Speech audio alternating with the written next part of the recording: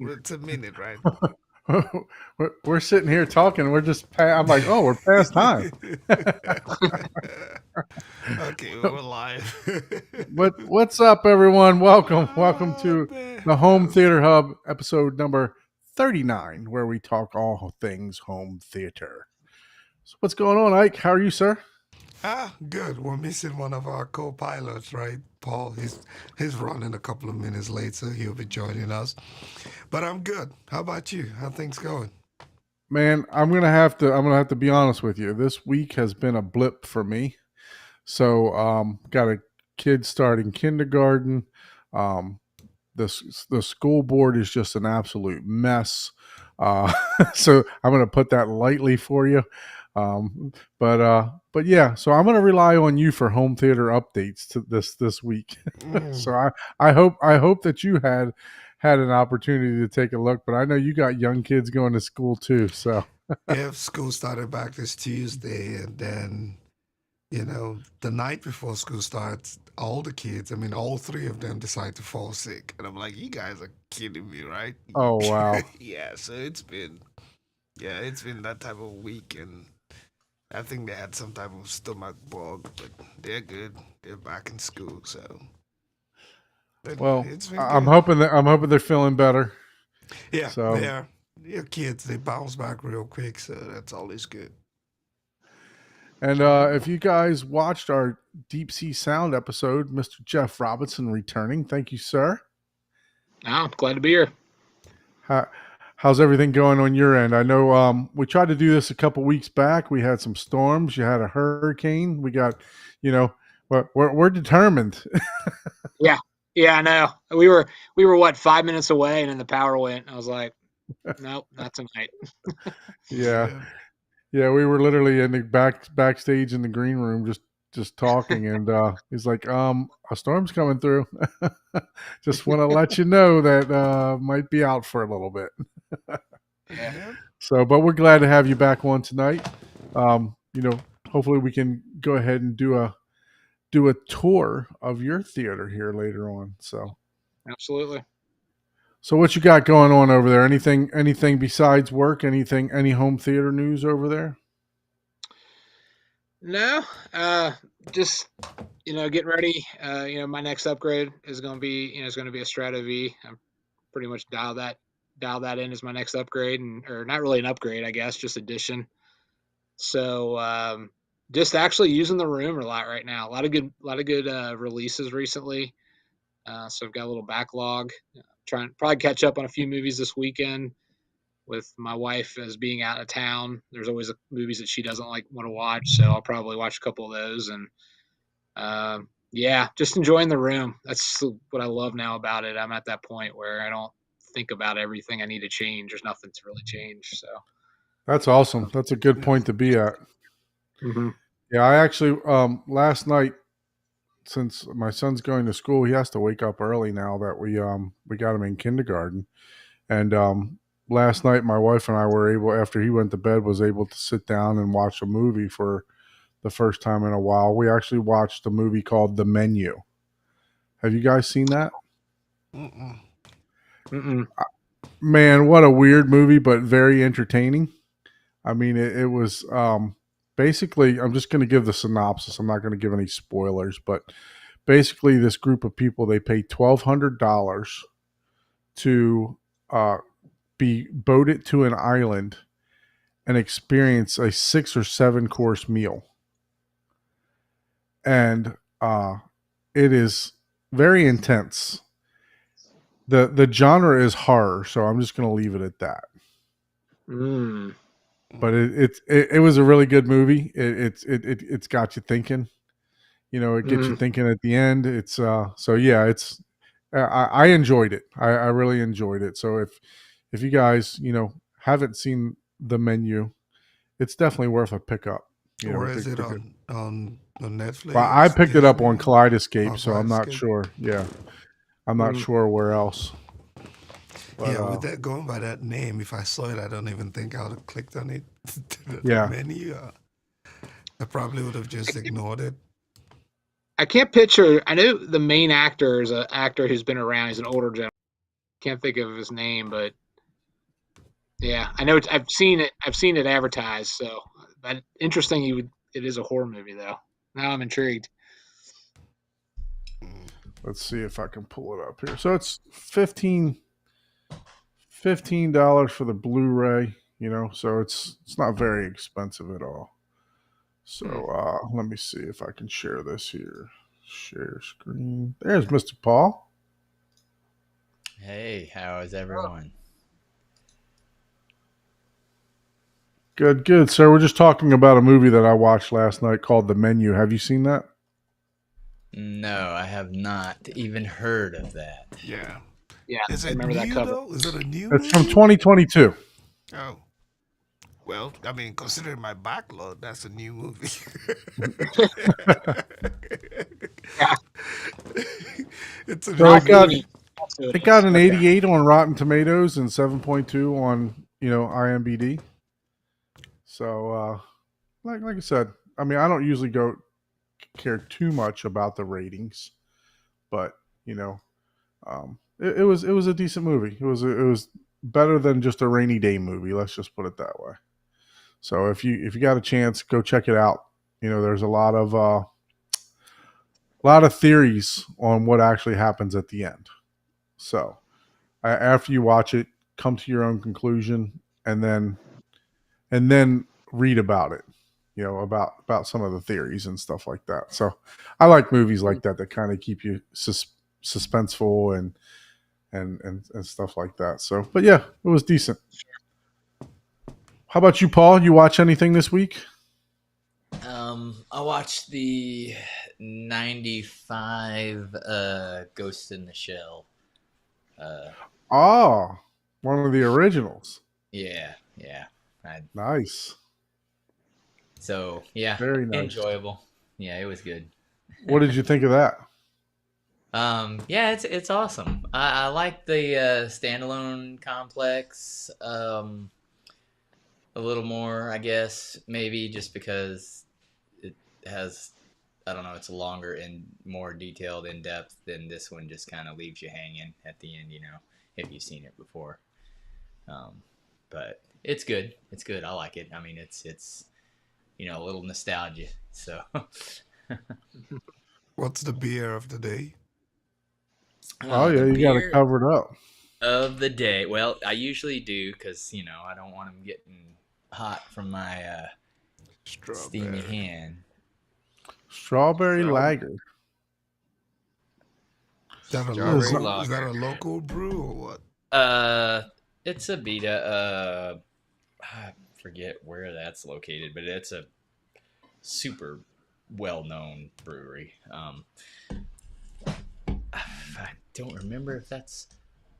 I don't remember where it's at. I'd have to look it up. It's so It's like everyone knows where it's at that I never even remember. It's like, oh yeah, it's. You're not talking to a bunch of drink. At least for me, anyway. I drink. I'll drink the mainstream beers for the most part. So Louisiana. That's it. I see. So Ghost in the Shell. That's the old anime version, correct? 95. Yes. Yeah. I don't think I've ever seen that one, so I may have to go back and watch that. Yeah, it's pretty good. It's I mean, a lot of them all intermingle and intertwine. You get what a lot of them are, and you'll get the references to even the movie and stuff like that. But yeah, the standalone complex is actually really, really good. So They did a so remake of that with Scarlett Johansson, right? Not too long ago. Yeah, they did an actual live action movie of it, Yeah. which was pretty good. I mean, Yeah, I've that's used what I- that for demoing. I've never watched the live action, but it's some really good video and audio demos. Oh, really? I've not seen the movie either. So either one of them, the remake or oh the man, if you've seen even the anime and then Johansson, you would immediately watch the movie. Right. Of course. Just I mean, because. one of my I favorite mean, movies is The Island, right? With Yeah. her in there, and Yeah, the island was um, yeah. good. you know, so Mhm. yeah, those tights were fitting in all the right places. Yep, Um, that's definitely what happens here. Yeah, for sure. Yeah, man. so just want to say hey to Siphonics for being in the chat. Thank you, sir. Mr. Vincent, Chuck in the house, see big, and Mike. Mike's in the house. Haven't seen Mike for quite a while. So what's going on, guys? Thanks for joining the live stream today. Yeah. So so Jeff, I don't know. Let's go to you and talk about what I know. We know that you work for Deep Sea Sound, right? But let's get a synopsis on what actually got you into this hobby, the home theater. Wow. Home Yeah. theater. What's some of the backstory that actually got you moving towards this hobby? Man, we'll go deep. We'll go to one of my favorite years ever for movies, '94. So in '94, I started working at a little brick and mortar place called Circuit City, Oh yeah, which Mm. everyone remembers Circuit City. So yeah, I started there, and I worked in what we called the portable consumer electronics, which was anything small like telephones, Walkman, boom boxes. I kind of started really getting into music, but I also had a good opportunity while I was there to like chat with our audio video guys because those were full time guys working there, and first time I really experienced a big TV, which 60-inch, right? That was what it was. But to me, the 60-inch TVs back then were like what I think a 90 inches now. I mean, they were gigantic and stuff. right. But Was that mine the it's kind of Mitsubishi? weird. It's a lot. What? Was that the Mitsubishi? The rear projection So 60 inch? Mitsubishi. Yeah, we had Mitsubishi until '95, and then they Circuit City stopped selling them and only sold Hitachi. Oh, So we okay. had Hitachi, and the competitors had Mitsubishi. Mitsubishi was better at the time, from what I was told. But anyways, I just started really like gravitating towards the audio department, and we had a Laserdisc player, we had Top Gun, we had Raiders of the Lost Ark playing a lot, and I always thought, man, like I want some of this stuff. And then just as years went on, I stayed at Circuit City till 2001, and by the end, I had already, I had a full on Polk RT5000 system that we could buy on accommodation. That was the thing back then is you able to buy stuff at dirt cheap pricing. Like, we would get receivers, Onkyo and Integra were the same brand, right? Right. Retail for 30, $3,000, our accommodation price was like $1,200. Wow. First system off of that. And then I didn't do anything for many years because I didn't have the money. And I realized after working at Circuit City that there's a lot better stuff that's out there. Found AVS Forum in 2003, and I just started down this trail of just slowly updating and buying different stuff. I bought a house that had a basement, so I put in my first real call theater area with a 57-inch rear projection TV. Year later, switched it out for a 480p projector, and then rolled that into a 720p projector, and then it's just kind of snowballed until 2007, 2008, and then again I was moving for work, and I just didn't do anything. And then I kind of actually lost a little bit of interest in the hobby because I was in a condo and in apartments and just didn't have time, and but I was still kind of buying movies and stuff. But and then probably what really then took it to the next level was when my wife and I bought a house in 2012, and I was able to take the bonus room and build it into a cool room, and that started getting into more and more high end stuff. I bought seems like a set of speakers almost every year, and finally realized after many years that it was the room and not the speakers, and learned from that to get to where I am today. But people always ask me, are like, oh man, XYZ had to cost this, that had to cost that. It did at one point, but I always remind people that everything I have is a result of 2 or 3 upgrades that you buy, sell, buy, sell, buy, sell. So um, that's that's how I'm able to have the stuff I have. Right. And you realize you learn about different speaker technologies and different brands, and it's real easy to get caught up in all that. And I had a good group of people that I was able to kind of lean on and help me for the most part. I mean, I've owned JTR, I've owned Seaton, the JBL commercial speakers, um, and then I've had all kinds of subwoofers, and ultimately I've had the same subs now for 10 years, which are the Deep Sea Sounds. So that's kind of the short version of how I got there. So it started Circuit City in '94. Got my first, quote unquote taste of what it is, and just over the years, it just been able to snowball it into what it is now. Yeah, I think that's a lot of people in this hobby's journey, right? They either car audio or working for a Best Buy or working for a Circuit City or something like Mm-hmm. that, to where you get that itch and that need, right? You see it in the store, and then you're thinking, man, how can I get this employee discount? Right, To grab right. to start grabbing stuff, and you know, um, I started off in the car audio. I Mm-hmm. had two 15-inch Rockford Fosgates just Oh yeah. blasted me in the back of the head. I cut my whole back seat out of a car that I had, and yeah, yeah, it was. I cut the bracing out and everything. It was. I had to fit the box in there somehow, right? Yeah, So, that's funny. but yeah, I just love hearing how people actually, because there are a lot of similarities, but there are also a lot of differences too, right?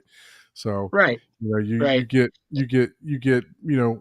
kind of the same path, but then there's branches, olive branches or whatever, the way other people come to some of this journey. So as Mm-hmm. far as the gear, obviously you worked at Circuit City and stuff. Was there any movies or any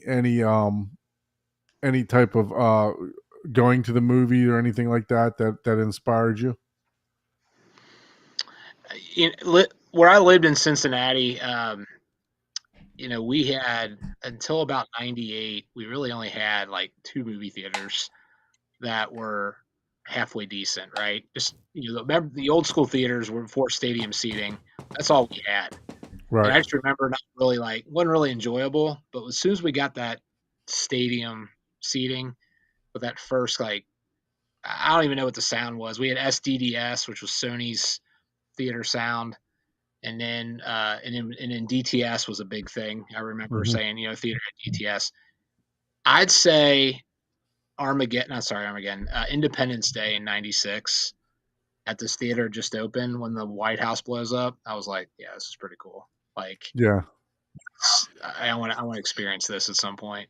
Because even when I saw Jurassic Park in the theater, it was in a small little theater, and I was sophomore in high school, I guess, probably. So I mean, I didn't really know what to expect, or what if it was supposed to sound good or whatever. But yeah, I'd say Independence Day was that first amazing theater experience, and really the re-releases of the Star Wars movies in '97, experiencing those for the first time on anything bigger than like a 32-inch television, it might was pretty cool too. It's those yeah, but I'd say I go back. I'd say Independence Day. I still just remember that always as like, wow, like this is cool. Yeah, I can always remember as a kid. My father was a big movie buff, so I mean, he would. We had the VCR at the house, and you know, um, he would let me watch old movies that I weren't supposed to watch, like Porky's. I don't know if you remember Porky's or not. Oh Funny, yeah, funny stuff, remember right? that.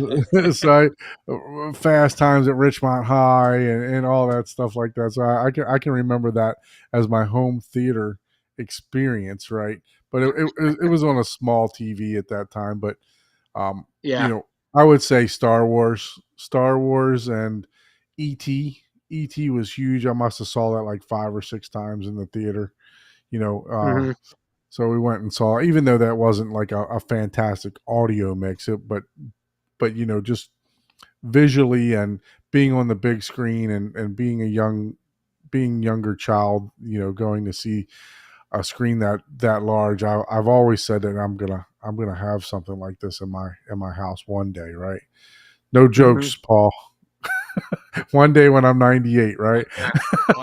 One day, you know, one day.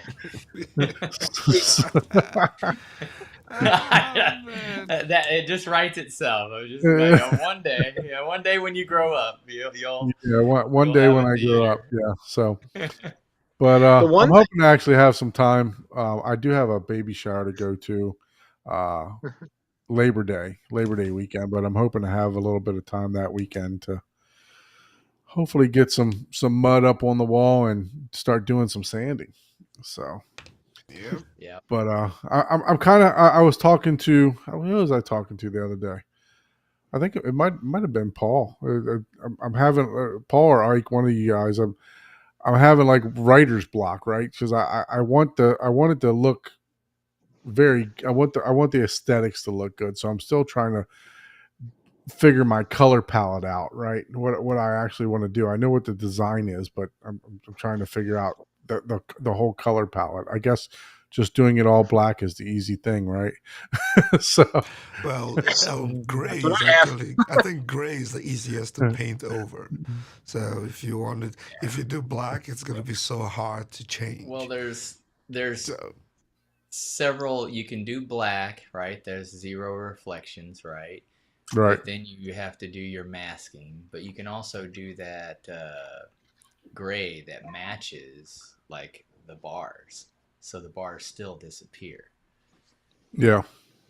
yeah, So like I told you, if you're not sure what you want to do, just find the cheapest paint out there, put that first coat while you decide. here's You don't want to do what I did, which was buy the most expensive black paints from Sherwin Williams, and that thing still looked gray yeah, washed or whatever. Right. yeah. So, And this is advice that Don needs. Ton told me this. He said, if you're designing for more than 2 weeks, just execute, because you'll never you after a couple weeks, you just got to go. yeah, You may redo it, but you know what? If you take more than 2 weeks to do the design, that means you'll never finish. You'll never be happy. You just have to execute in order to know what you do or don't like. like, And yeah, that's reality. You know, you're trying to get this perfection, but if there's a time frame you have to set, and 2 weeks is about a Right. good time frame to just execute. Oh yeah, 6 months you may be like, man, I should have put this over here, I should have done that over there. But you know what, you're not going to know until you execute. That's true. yep, I agree. That Cheap sounds like paints. And I took that to heart, because I was doing my barcade and giving him all these design ideas, and that's what he does. He does UI and design stuff directly, and he was like, well, here's what you should do. Just if 2 weeks, if you haven't come up with a final design, just execute. Yeah, otherwise you'll be in the design stage forever. that's great advice, actually. Dude, I took that to heart. I was like, damn. I was like, that's right. And guess what? My barcade looks amazing. I mean, there's always things that you're going to change, but I love it. I mean, for me, I love it. So I was like, oh yeah, I should have not worried about it. And I did. I was like, okay, you're right. Boom. So I just sketched out real quick. I did a couple things, and then boom, executed. Yeah, I mean, if you're not sure, don't go for the most expensive, Right. right? Well, I know it's going to be Do fabric, right? yeah, And I know the pattern. It's just okay. How do I blend my how do I make that one little pop on the wall that matches my seats or something like that? You know what I mean? That's where I don't want to overdo it, right? So David B, you don't need to be you don't need complete black everywhere, right? Yeah. So the first 5 to 8 feet are going to be all black, Yeah. right? And then I'm going to have the design that goes back past that. So yeah, that's definitely in the wheelhouse there, David B. Because I've said here that not that there's anything that I have against all black theaters, but I do want a little bit of pop of color, So I want You've seen other theaters that are not all black, and they yes, look times They more look great. amazing. I mean, yeah, I started off with all black, right? And then I added the peelers and just used a different color. And now I'm just like adding different colors at different places. Yeah. Yep. If you are 100% into the video, yeah, all black is the way to go. If you're just hardcore videophile, I don't want any reflections. I don't want any. I get it. Just watch your movies at midnight then. Yeah. If it's that serious. Yeah, I mean, I like interior. I'm not Yeah. I'm not an interior designer, but I like stuff. But Yeah. something like this, right? See if I can get this camera to focus. I like to look at my room at 10 o'clock in the morning and like it. Let's see. Yeah. Yeah. Well, you're See going how they for got the mixture. you're going of for colors that's on the mid-century. rug That's mid-century modern there, buddy. right, More on the modern. right. But what I'm saying is how all the colors blend together, right? Yeah. You got the yellow, you got a piece of brown that pops on the top, and you got one person that does a fantastic. I mean, just absolutely. I love his designs. Is Wayne Poposa. He's on Facebook. Yeah, I've seen a couple of his man. stuff on Facebook. I mean, his designs, and he just knows. He's got that interior design eye too, right? So it just everything just blends together, perfectly, and that's what I'm looking for. Something like that. I don't want to hire an interior designer because I'll have bright yellows and everything else like that, No, which not I don't really. mind. Like my Not game, really, like my dude. barcade, Not right? really. It's like, well, that's not meant for the theater. That's barcade. You got to have your right spot. Exactly. Yeah. Yeah. No, so when Jeff, when you went through this, what did you have anything other than just blackout, or in your mind did you just want the deepest darkest black hole that you can have, or did you want any to add any color or anything like that? What was your thought process? My thought process was let's make it as black as we can. The my older house, I went black ceiling, gray walls, and it worked for 2-3 years. Then I made a mistake of stumbling upon the forum where they talked about adding velvet to your room, and I kid you not, I went to Hobby Lobby, I went to Joann, and I bought like samples. I hung it, and I was like, "Ooh, this looks good." And then I was traveling at the time with my previous job, and I stumbled upon like I don't know, like an Ollie's type wholesale discount place. And I kid you not, they had like spools or whatever you want of that Joann's velvet Fabric, for like yeah. $1.50 a yard. I bought it all. And then I bought more. Right? At $1.50 a yard, yeah. I mean, that's normally. So I bought all they had. I came home and I told my wife my plan. $15. I told her, I was like, I want to bring the velvet out just past my peripheral on the side, and I want to bring it on the ceiling just behind us. Would you help me put it up? She was like, sure. And then before you knew it, man, we put velvet on every inch of the wall, the whole theater. Amen. On the wall. And then on the ceiling, we did stop it. And it was crazy. The black ceiling looked gray. But what I realized is that I had too much absorption up at that point. Yeah. I see. So a lot of bass traps. Yeah. That other room was a train wreck. Like, it was not. I didn't have it set up right. That was my training room. Like, I was exactly going to say that. But you learned everything from that, right? You learned. Yeah. You know, Everything not to do, that I did, that's what I did there. And then when I built this room, I didn't do that. So what we decided on, I decided on in this room is that I was going to take the velvet out on the ceiling and the sidewalls like I did. And that was it. I wasn't going to take it all the way around the room. And I have a nice little transition, and I like how it's turned out.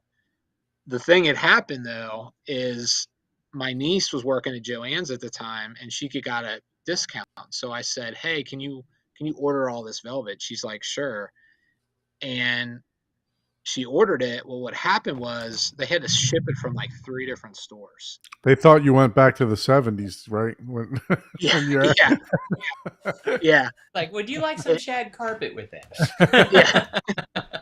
Yeah. So it showed up, and one of the stores pulled the wrong velvet. They sent me the more expensive stuff that I didn't want, the heavier, stretchy. So in my room, we ended up having to, because the way the cuts were, we had to use like 2 different kinds of velvet on the ceiling to get it to run the way we wanted to. And it actually looks, and when the lights are on, it does look like it's 2 different colors. It's actually kind of cool looking. I don't know. But when the lights are off, it doesn't matter. So the idea was that I knew I wanted to build it all the way around. And after we finished the room, I found out that there is a velvet that Hobby Lobby sells that is as good as the DMD fabric you can use to put on panels and stuff.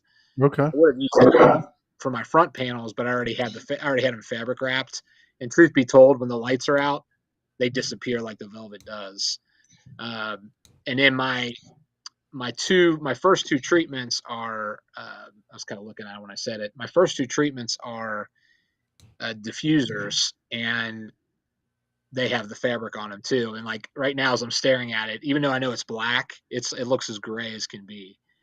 And so a side note, which is funny about, I ruined my little brother. I don't know if he's live on here, but he built his room. In his room, he did a phenomenal job. In fact, you should do his room as a tour too. I think y'all would really enjoy. Line him up, man. Line him up.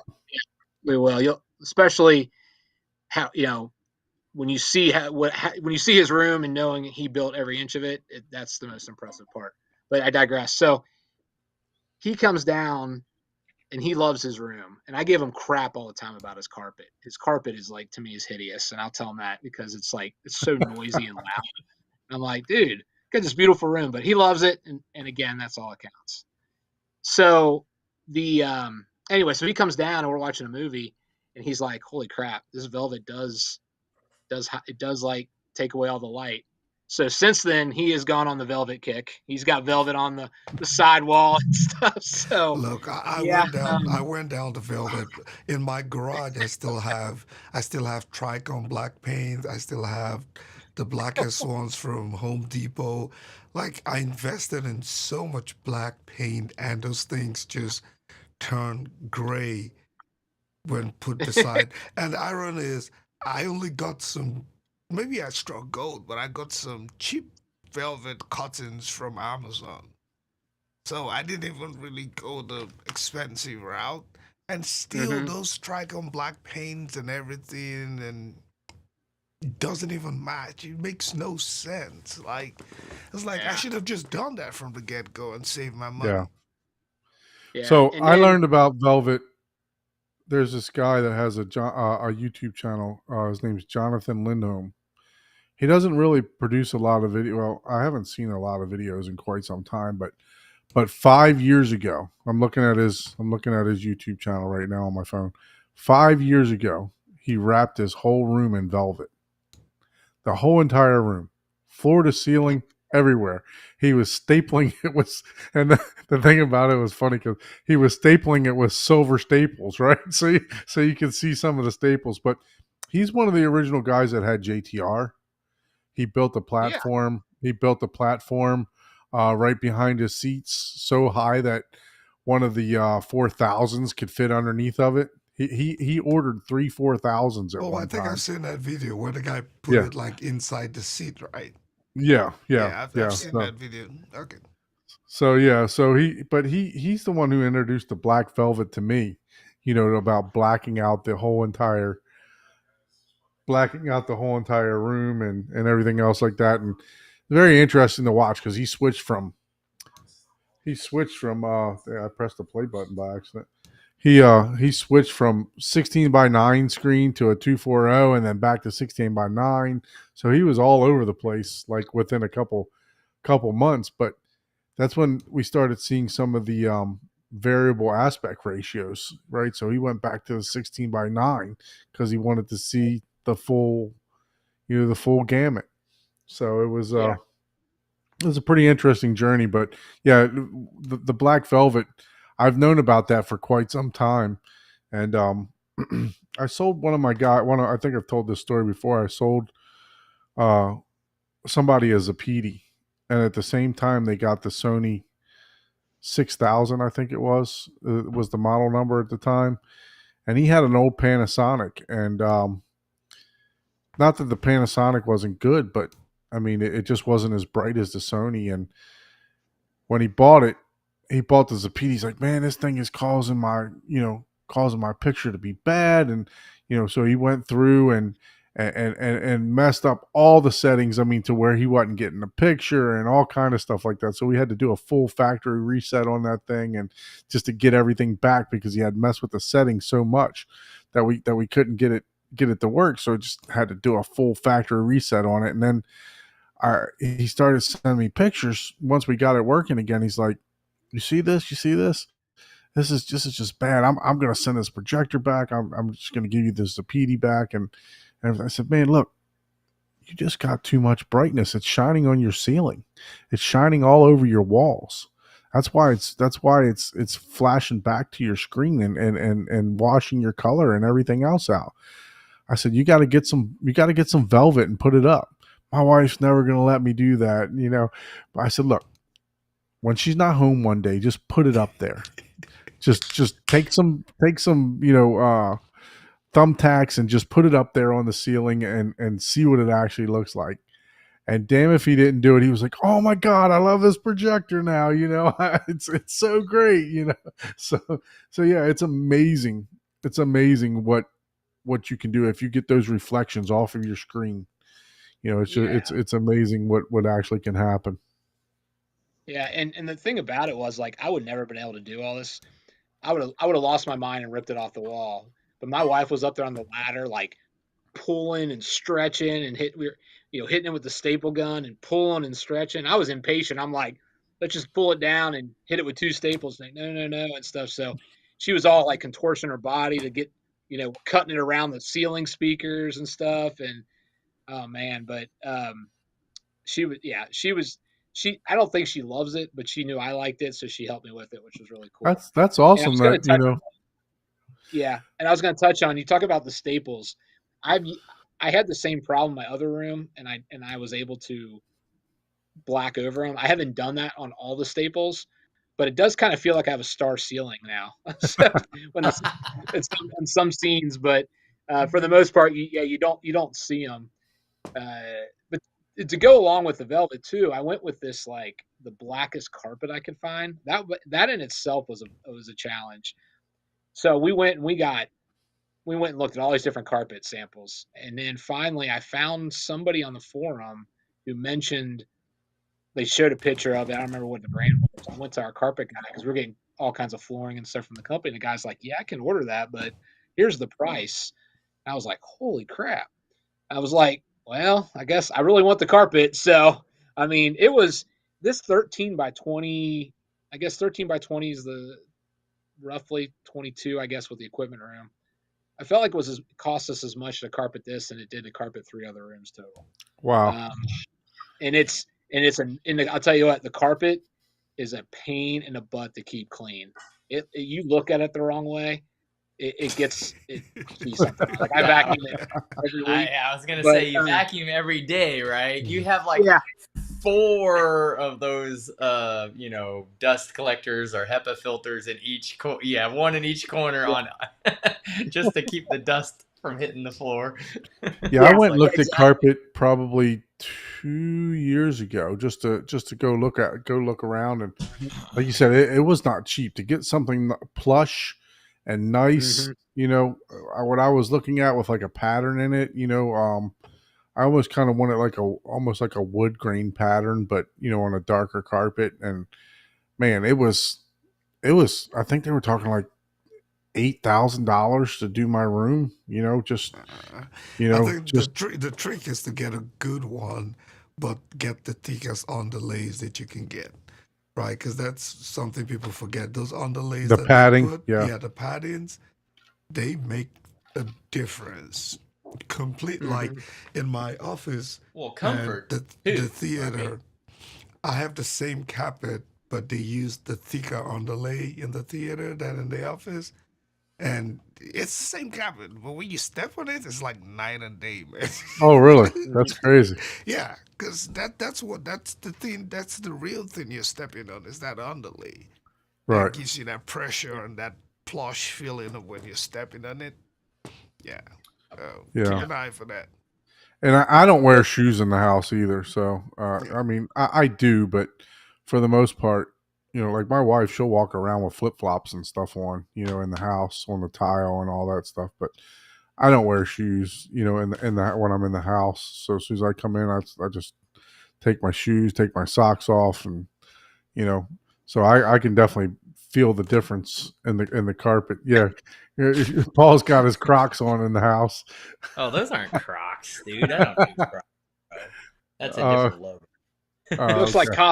Costa sandals to me. Yeah, those are the. I no shoes in the theater room. That's I try to stick to that. I'm like, guys, like let's just leave the shoes. We're not a no shoes in the house, but there's no shoes in the theater room. But Oh yeah, I don't the end care. result, yeah. The end result in my room though is when the lights go out, you can't see crap. So that's the end. That's what I wanted. I Yep. just like that. And people walk in, they go, because they'll walk from our hallway leading in, and the hallway has like tan walls and carpet. Like you walk in, it's like a they feel like they have a hard time walking because they feel like it's just so dark and quiet. So I'm good with that though. Yeah. Yeah, No, I'd be that's good. scared if you didn't, be tripping over all kind of getting up and couldn't see and everything else like that.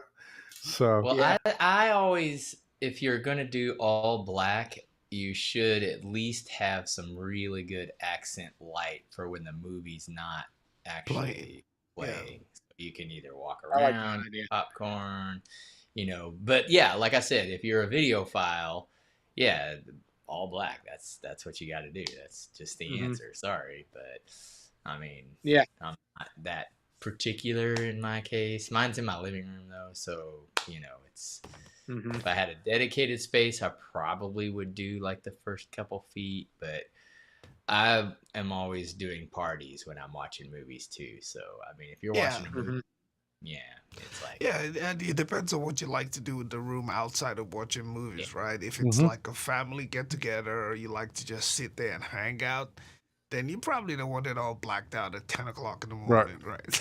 yeah, yeah, exactly. You're like, oh, what? Yeah. yeah. Like I want to be able to watch sporting events and uh, Yeah. and stuff like that.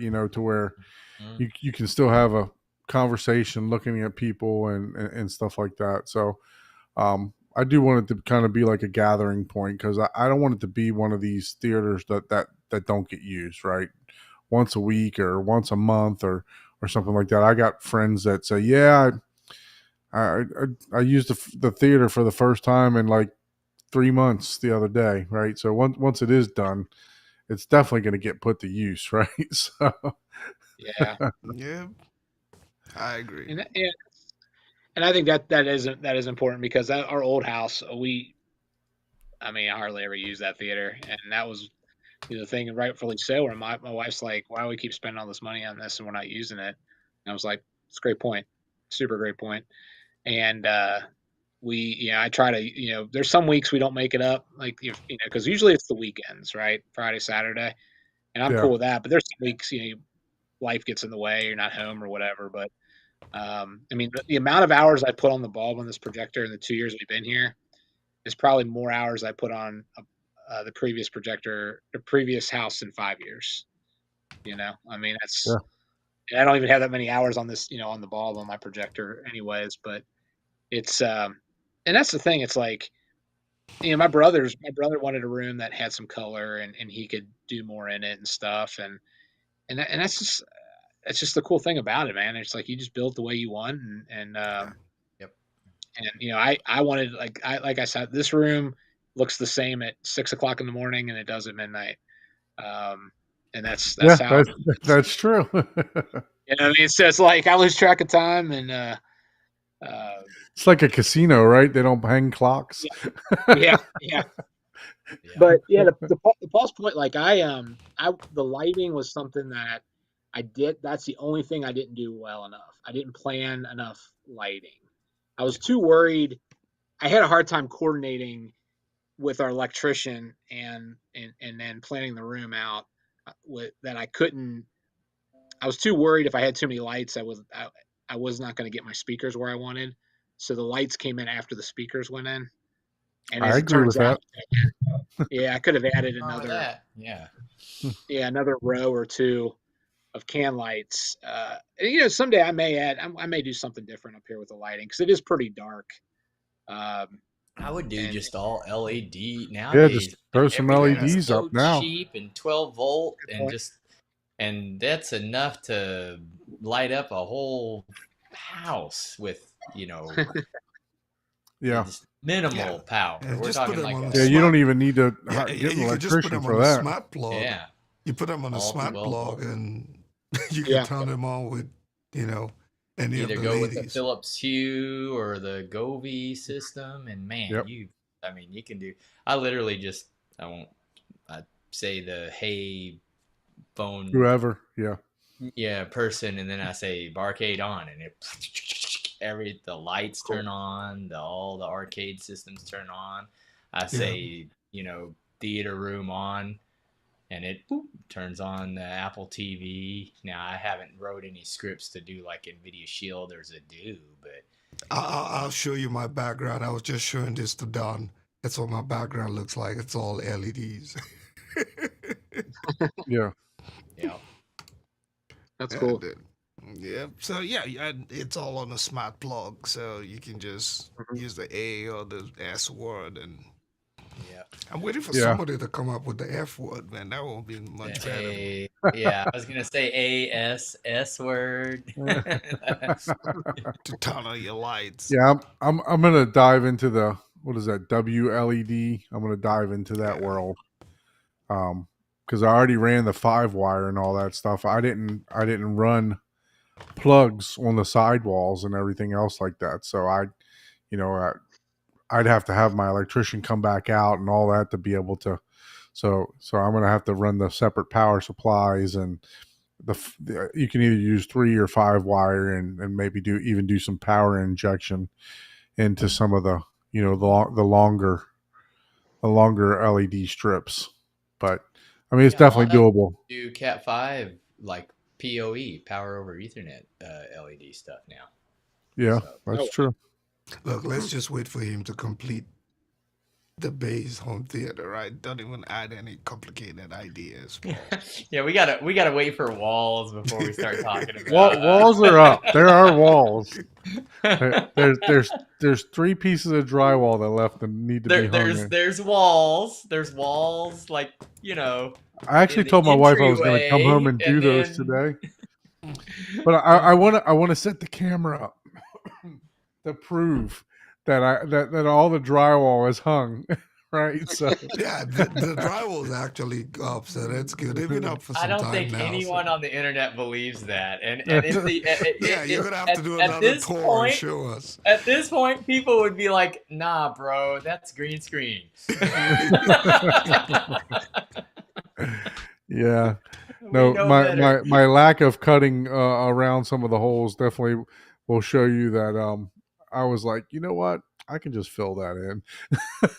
So let me add another piece of drywall. Now there was only one spot that I don't know how I messed up, but I I didn't have anyone else to help me put it up on the second, the second, not the floor level, but the second level. Mm-hmm. And I cut this piece of drywall. It was like a couple different cuts in it, and I have sconce lighting, so I mismeasured by maybe about a half an inch. I was like, you know what? I'm just cutting around this thing. Yeah. I got 2 layers of drywall anyway. I'll fill it in and patch it in. It'll be fine. That's what all the drywall finishers do anyway. So Oh yeah. Yeah, once you're You're- done with the modding, I mean, you should Yeah. take care of a lot of that stuff, right? Yep. So Yeah. that's why you do the modding. Quarter, anyways. quarter inch gap is normal. I mean, Yeah. like literally, that's like yeah, that's good. That's like, oh, that's good work. I wanted to have it as tight as I can because I'm going to fill it with sound acoustic caulk and stuff like that, to try to help allowing anything to go through the cracks and everything else. So, but Jeff, you ready to give us a tour of this blacked out theater of yours? You going to be able to join with your phone and give us a little I'm walk like, around? I'm like, now I'm concerned it's gonna be super blacked out. We can't even see the bat cave. It's like, oh, there's There's the man, I just Yeah. stepped on my Just- subwoofer. just turn off his camera feed, and it's like, well, yep, that's exactly what his theater looks like. Just black screen. I know, Like right? to say what's up to while we're waiting for Jeff to get his camera dialed in. We got David B in the house. Thank you, David. Appreciate you joining us tonight. C. Oliver Parker in the house. Thank you. Yeah, thanks for joining us, Oliver. Let's see. I can see your camera in the green room. Can you try to rotate it? Let's see. It should rotate. Because right now it's in vertical mode, so you might have to hold your phone. I don't think you have your auto rotate on or something.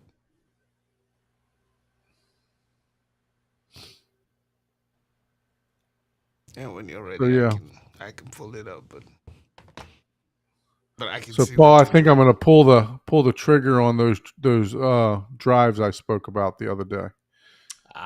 Yeah, I'm going to I'm Go telling you, ahead. man. Once you Like and you can do the other things industrial with that, drives, the enterprise you're gonna be like, drives. damn. yeah. So I'm going to try to get that set up. I may There need you your help go. with Oh, getting that I all think I set up. just saw it. Yeah, that looked good. All right. Well, let's Alright. key in on him. We can't hear him. So Do you want to use your phone mic or your laptop? What do you want? Do you want to speak through your phone? yeah, let him speak through the phone, and then you can mute his Yeah, computer. I'll mute your computer. Okay, he's muted himself there, so you need to unmute on your phone.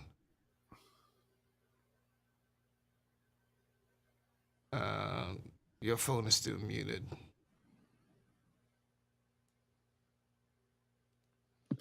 Do, do, do, do, do, do, Hey, Paul, are you do. trying to share your screen too? Because I'm trying to pull up Jeff.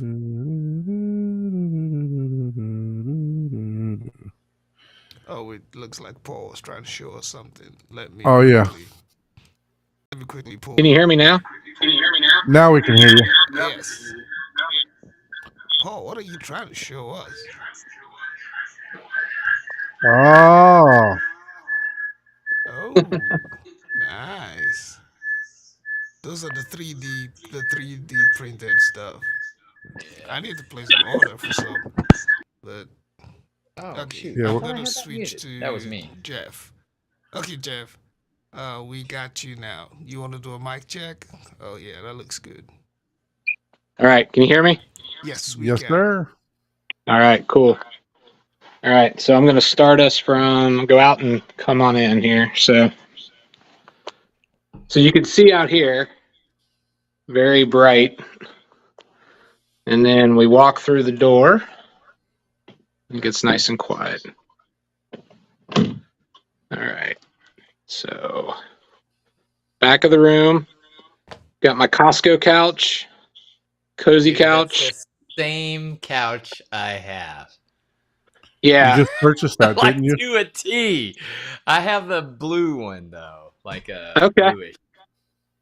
Like So that's the Thompsonville. So we know that you can install subwoofers underneath the bottom of them if you want to. absolutely. Yeah. So the history on this couch is that I had your traditional leather theater seats, and then they weren't comfortable. Mm-hmm. So then my wife saw this couch and she goes, "Let's try this," and we bought it blindly, and we love it. So it makes us use the room more. Yep. Hold on one Nothing's- sec. I'm gonna nothing's- mute. I'm gonna. Yeah, no problem. Nothing is worse than having a hard couch. I had a big comfy couch that me and my wife we used to lay on together. It was wide. You know, you had plenty of room for both of us to lay and you know, lay down and watch movies and everything else. And then we changed that couch. And I got a leather couch, and it's not hard, but it had recliners built into it that you can recline and stuff like that. And I tell you what, we stopped using the couch. We started using little side chairs and everything else like that because so I fully understand. Hence the reason why I have theater chairs and I have a couch. There you go. So I'm going to have theater chairs in the back and a couch in the front. So, Right. But yeah, go ahead. But yeah, I love the look of that couch. It's awesome looking. Yeah. You have good taste. So when we designed the room, I said I wanted one row of seats this time. We had 2 rows, and I'm like, let's design it around one row. But I was going to keep the second row. I was just going to kind of throw them back there, and it never looked right. So then the couch kind of solves the issue of when we have more than one couple over. If it's just my wife and I, this is how it looks. If we have people over, we can pull this couch apart and make other couches throughout the room. And then my wife found these almost like beach chairs, but they're not. They're as low as beach chairs, but they're cushioned, and you can kind of make a front row that looks up at the screen. So we've had 4 or 5 couples in this room. It's not ideal from an audio standpoint, but everyone else, they don't care. They're just like, it's cool. We're in a theater room. The other cool thing that happened when we got this couch is I got rid of leather couches. These are cloth, and they don't block my ears. So when I got the room recalibrated, even before I got it recalibrated, I could already hear a difference. It brought the noise floor down, and I was hearing stuff I never heard in surround, and it just was quieter. So it's been a win-win across the board. So we've been super happy with it. My wife will fall asleep, lay down. I can lay down on some movies, and it just makes it more enjoyable. So yes, very happy with the couch. Glad we bought it. Probably the only blind buy piece of furniture I've ever made that I've liked. So Yeah, And that's tough when you can take the 2 at the end that make the Mhm. pit, and those are separate. You can make those separate seats too. Like Yep.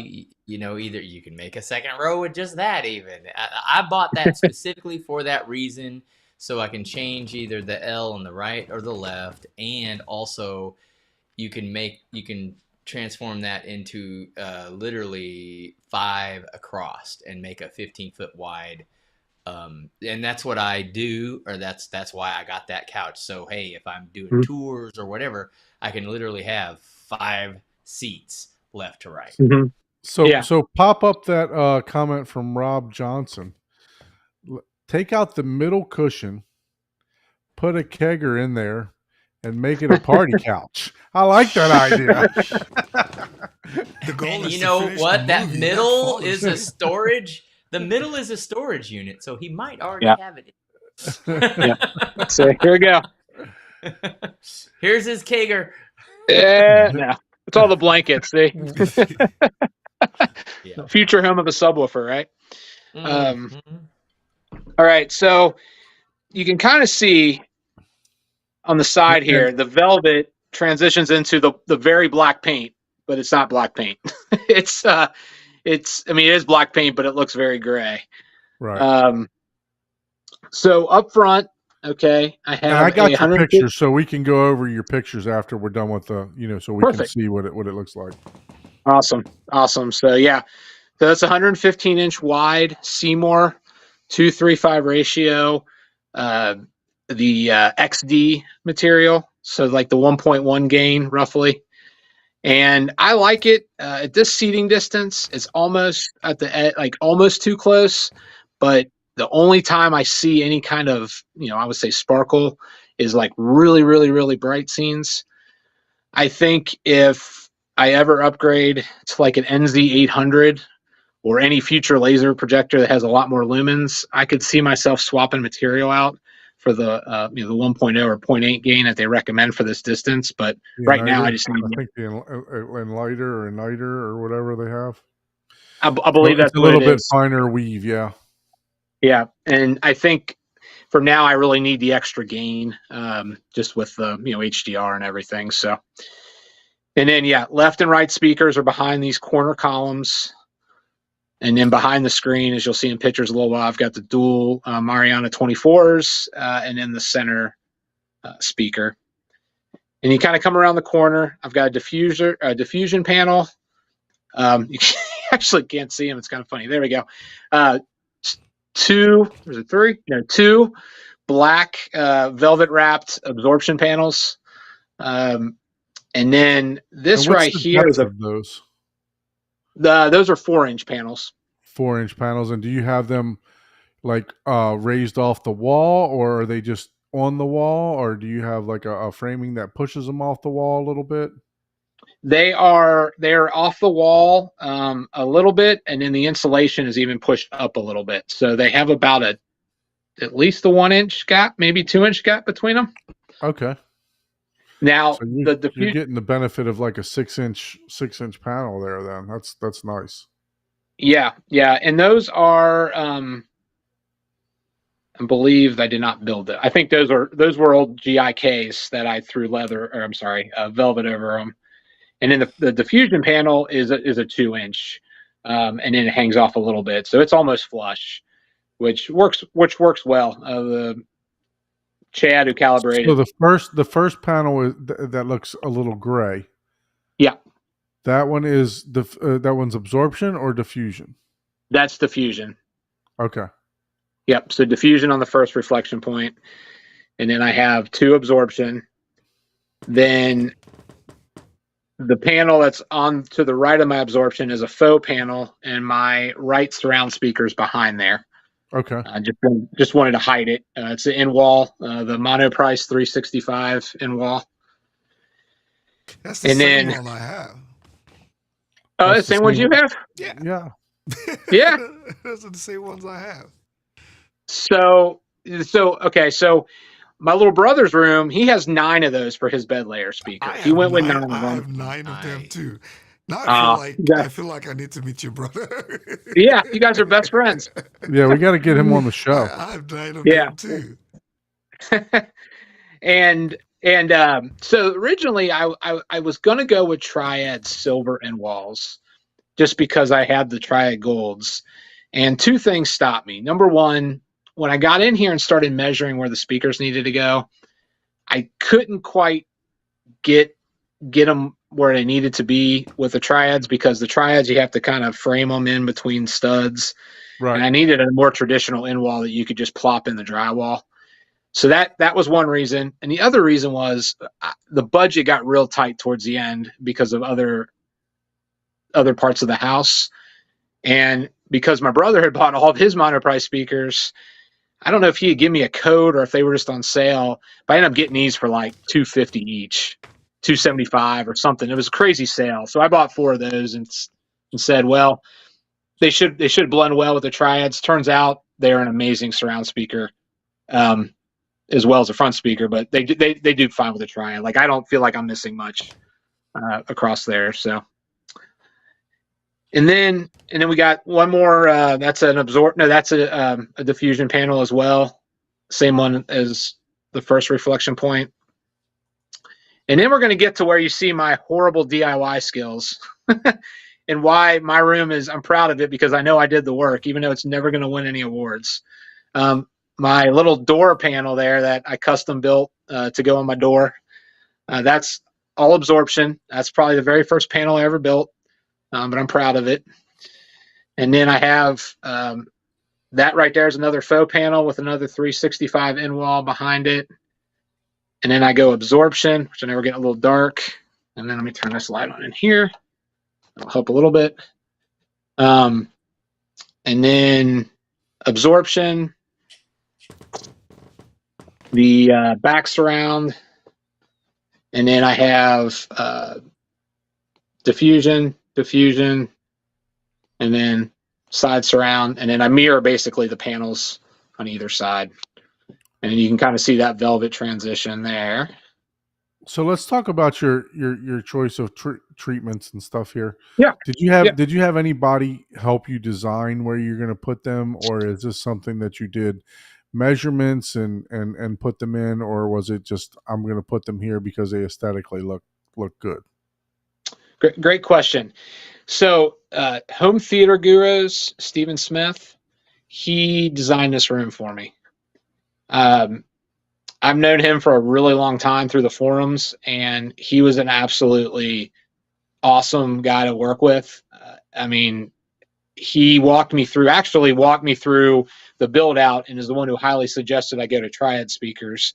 And I was very cautious, and didn't want to do it, but I followed his designs 100%. Well, not 100%. The only things I didn't do, I didn't add ceiling treatments, as you'll see. I haven't done that yet. I don't know if I will.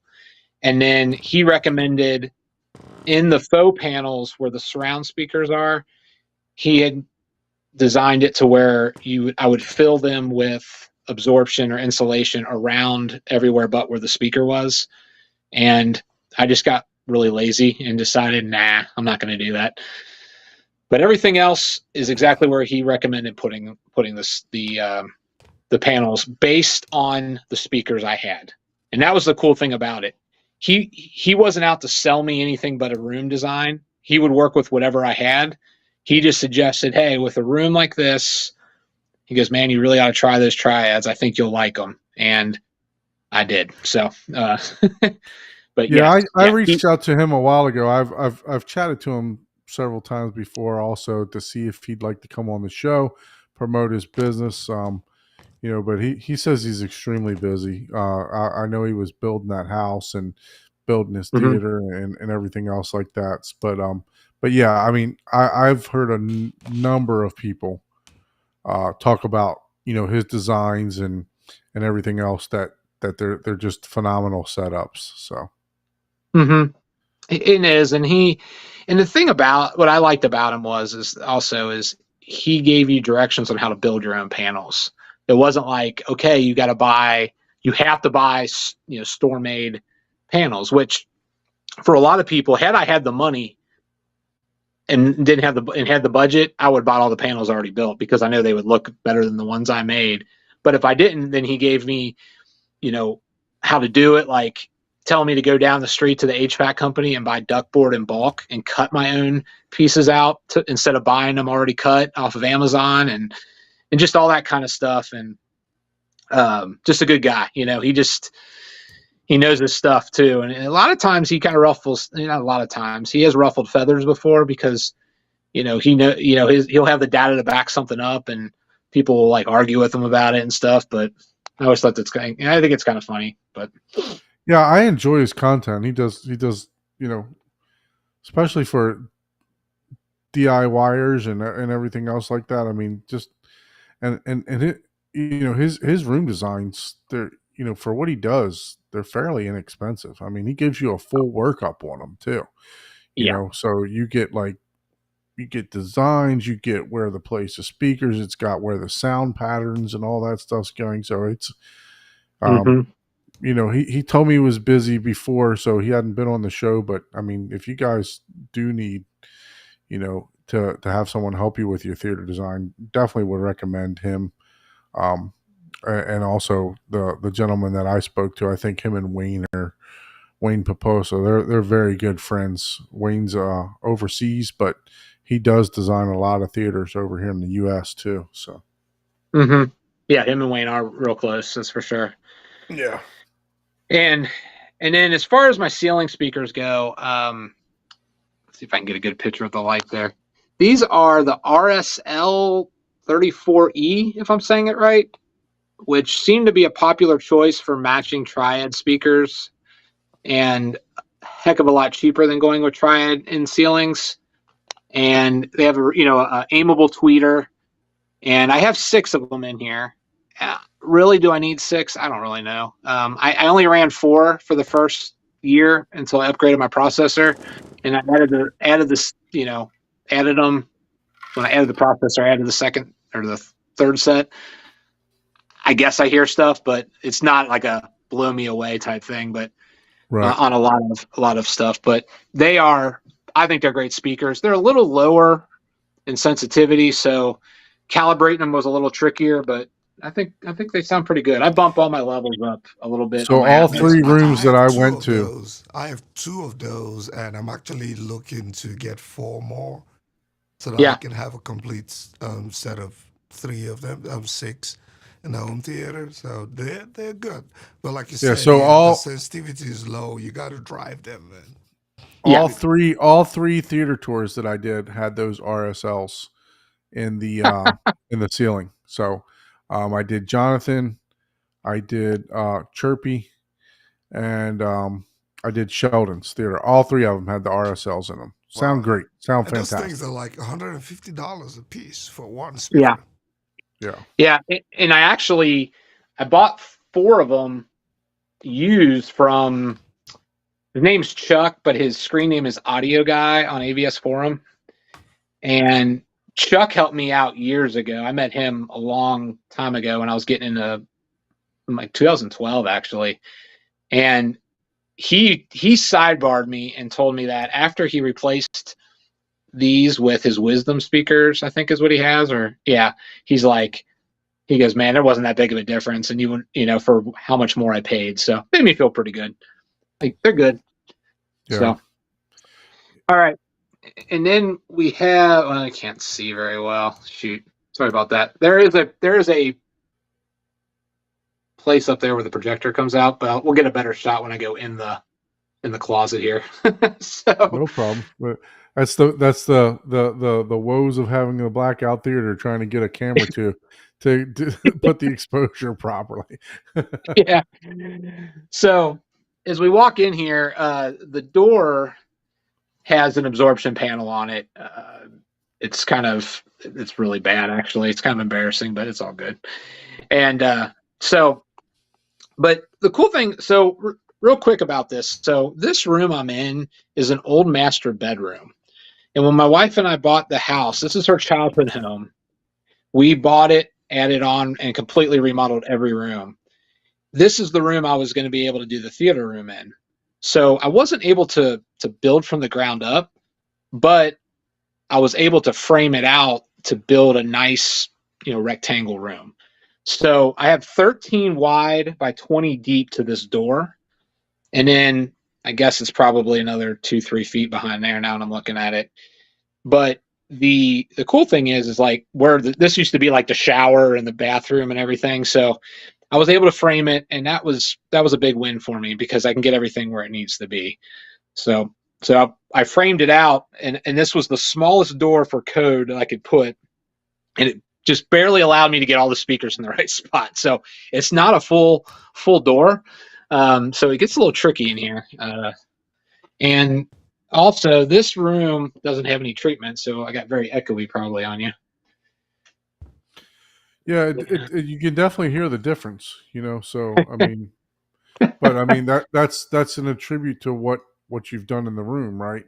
So yeah. it definitely, you can definitely hear the echo.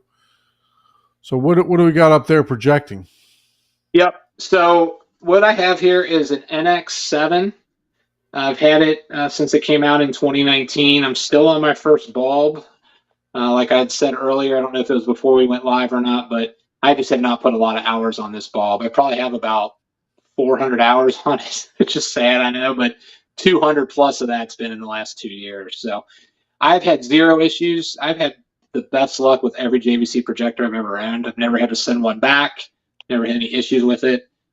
And I'm super happy. As they updated the firmware with a different tone mapping, the calibration just got better and better, and I'm pretty happy with the picture it puts out.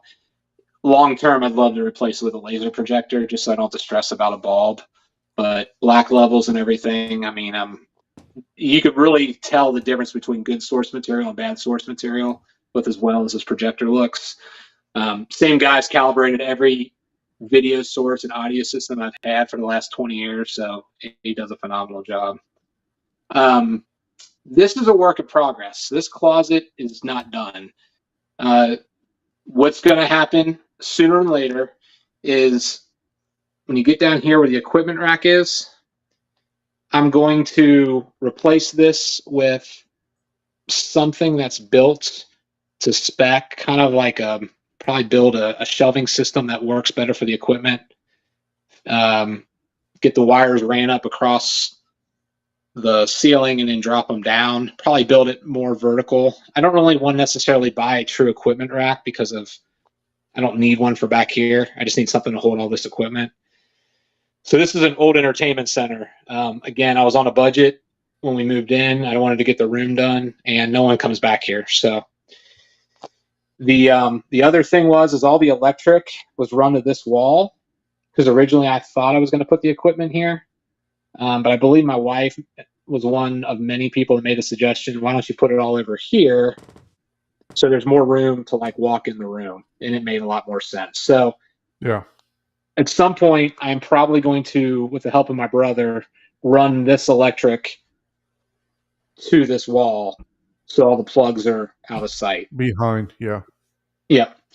So we can go over to the rack here. I have the Anthem AVM 70, which is about a year old. It replaced an AVM 60 that I had for, 7+ years. Ever since I switched to Anthem back in 2016, well, actually 2015, I had a receiver, then I went to the Cree Pro. I've had zero issues with this stuff. I've been pretty lucky. In my opinion, the Arc Genesis is the best room calibration software for the money. I don't see a need to go up to anything else unless I ever have Trinov money. That would be my next step. This does everything I need. I'm not even utilizing I have one more set of, I guess I could do wides in this room. I just don't know if I'll do it, just because I don't think I can hide the speakers, and my room's not that wide, and the Triads have such a wide sound stage. I don't know. I'd have to do some really good testing before I committed to it. But then got my little Harmony hub up front here to run my stuff. Got an Apple 4K TV in the back. Panasonic. Oh man, this is horrible. I should organize this. Panasonic UB9000. Great 4K player. We like it in its raw state, man. That's exactly what we like to see, right? We like to see how it's used. Yeah. I've had this one. I got this when I got the projector, actually. Value Electronics, for whatever reason, when I bought my projector from them back in 2019, they threw this in. Don't know how they did it, but they did. So I got this for nothing.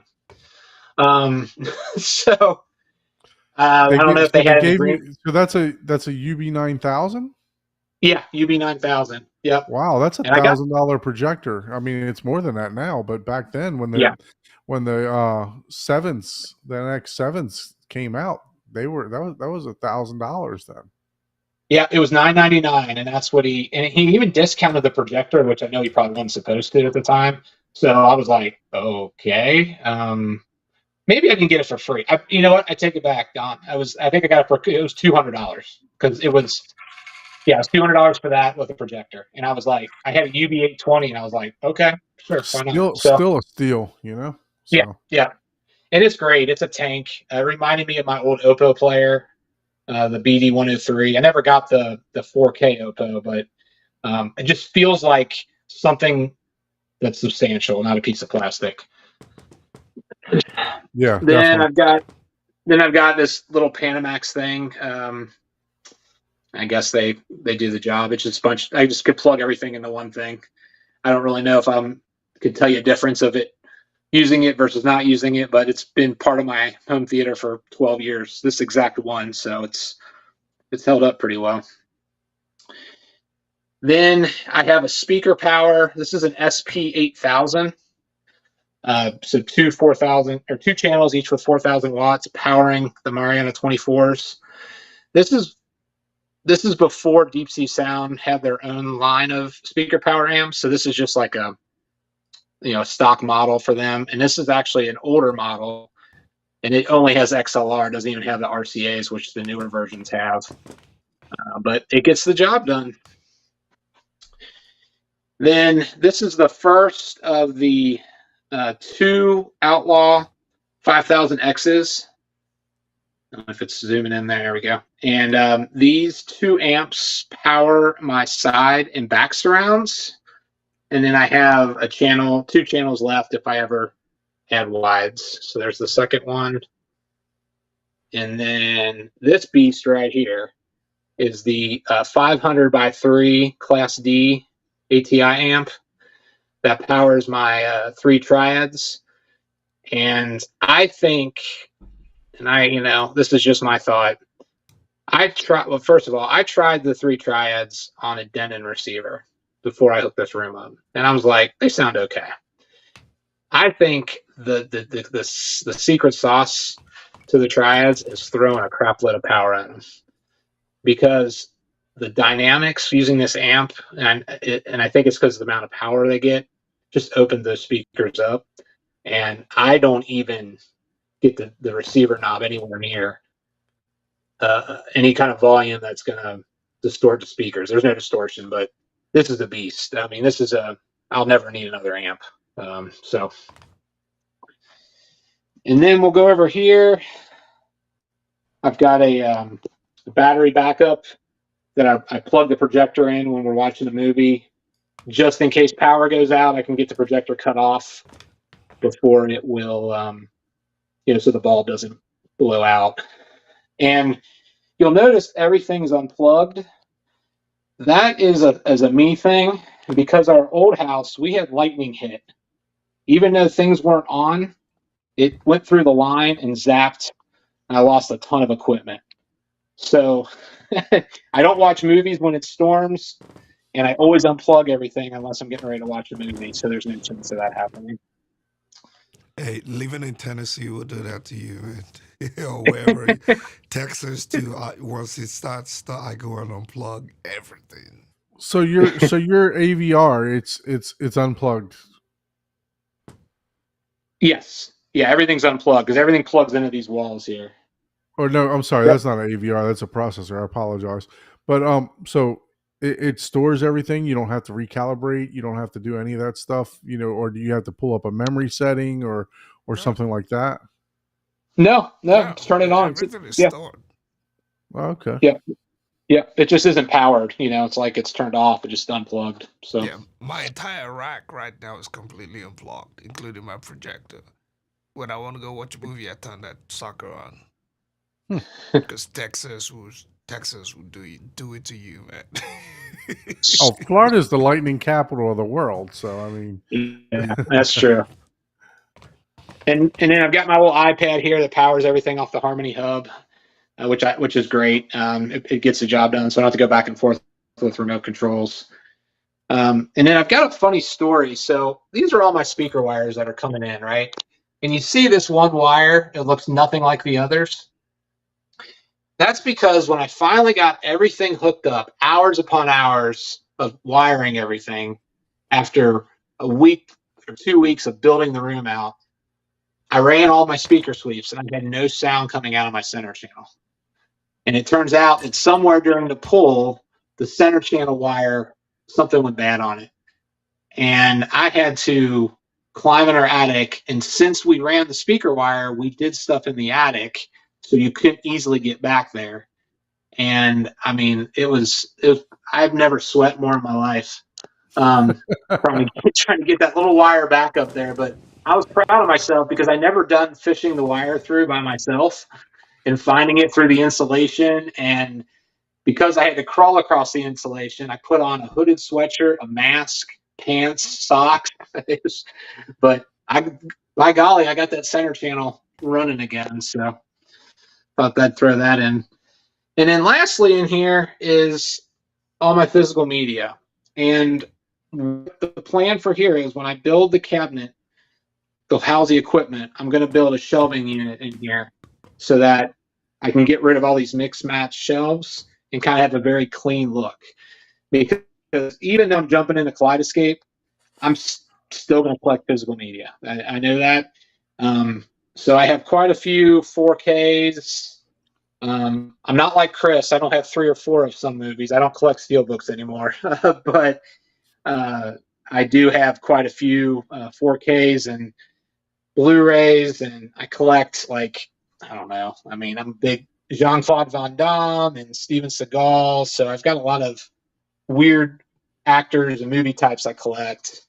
And then this over here You're is a Bloodsport fan, then, obviously. If you're yes, okay, yes. because I just got the whatever the Blu-ray of that. I've had the original DVD since it came out, so that's gonna be one of the next movies I'll watch. I was like, ooh, Blu-ray. I haven't watched it in Blu-ray. That's awesome. And I also collect all the Nicolas Cage movies. I almost have every movie he has out. It's a weird. I don't know. So, but and then I recently, these are so this wall right here, basically movies. Like if I'm going to go watch a movie, I'm coming to this wall first because this is probably my newer releases. Like I have, got the Fall Guy. Just picked up that yesterday. Furiosa, I heard that is excellent day. Yeah, I have too. So that probably will get watched this weekend because I actually got this used already. Someone must have got it early and dropped it off at the used place. So yeah, so that's pretty cool. And then probably watch it this weekend. What does a used Furiosa disc cost? Surprisingly, it was $15 and the code still worked. So someone must have watched it and dropped it. So yeah, we have a place called McKay's here, which is there are like 4 locations, and it's the biggest used media place I've ever seen. They have tons, and they just get a lot of stuff in ahead of time, and you just got to be luck of the draw. I just happened to go in there and they had it. So yeah, my friend Gene that's been on the channel several times, he's got a place in Dallas or San Antonio area that they saw a lot of used DVD and 4K. I wish we had something like that here in South Florida. We don't have anything like that. Yeah, it's nice. We have a place. I'm not even going to say the name because I don't want people. Yeah. People to use it, yeah. And then I've got some. Yeah, we have. I've got some Legos. Got some Legos I collect. I love Back to the Future is probably top 5 movies of mine of all time. So, dude, I was just TikTok shopping, and they showed me a little 1/20th scale of the Back to the Future car, and it floated. Yeah, it was like $39. I almost bought it. But yeah, like it floats and turns and all that stuff. So it's like, it's reverse magnet so that it floats and stuff. But yeah, it was pretty cool. And then, for whatever reason, this would probably be the exception of the rule. I do have a lot of Star Wars duplicates, but even though I have all the 4Ks, I've always liked this Blu-ray set that came out. So I decided to keep it. I thought it was kind of a cool little book thing. And then I'm missing the Return of the Jedi, the DVD, the widescreen DVD. That's the Laserdisc cut that has the original edition on it. I've managed to get these 2 used. So as soon as I find Return of the Jedi, I'll have that complete set just to have it. They look like crap. That's the funny thing. I put that in when my brother was down. We watched it. We're like, oh my gosh, this looks so bad. But it's cool to have. And then these four guys here, actually minus C3PO. So the Darth Vader, the Stormtrooper, and Chewbacca, they're sentimental value to me. So one of my older brothers died suddenly back in May, and he collected Pez. These three are original Star Wars Pez that came out in the early '80s.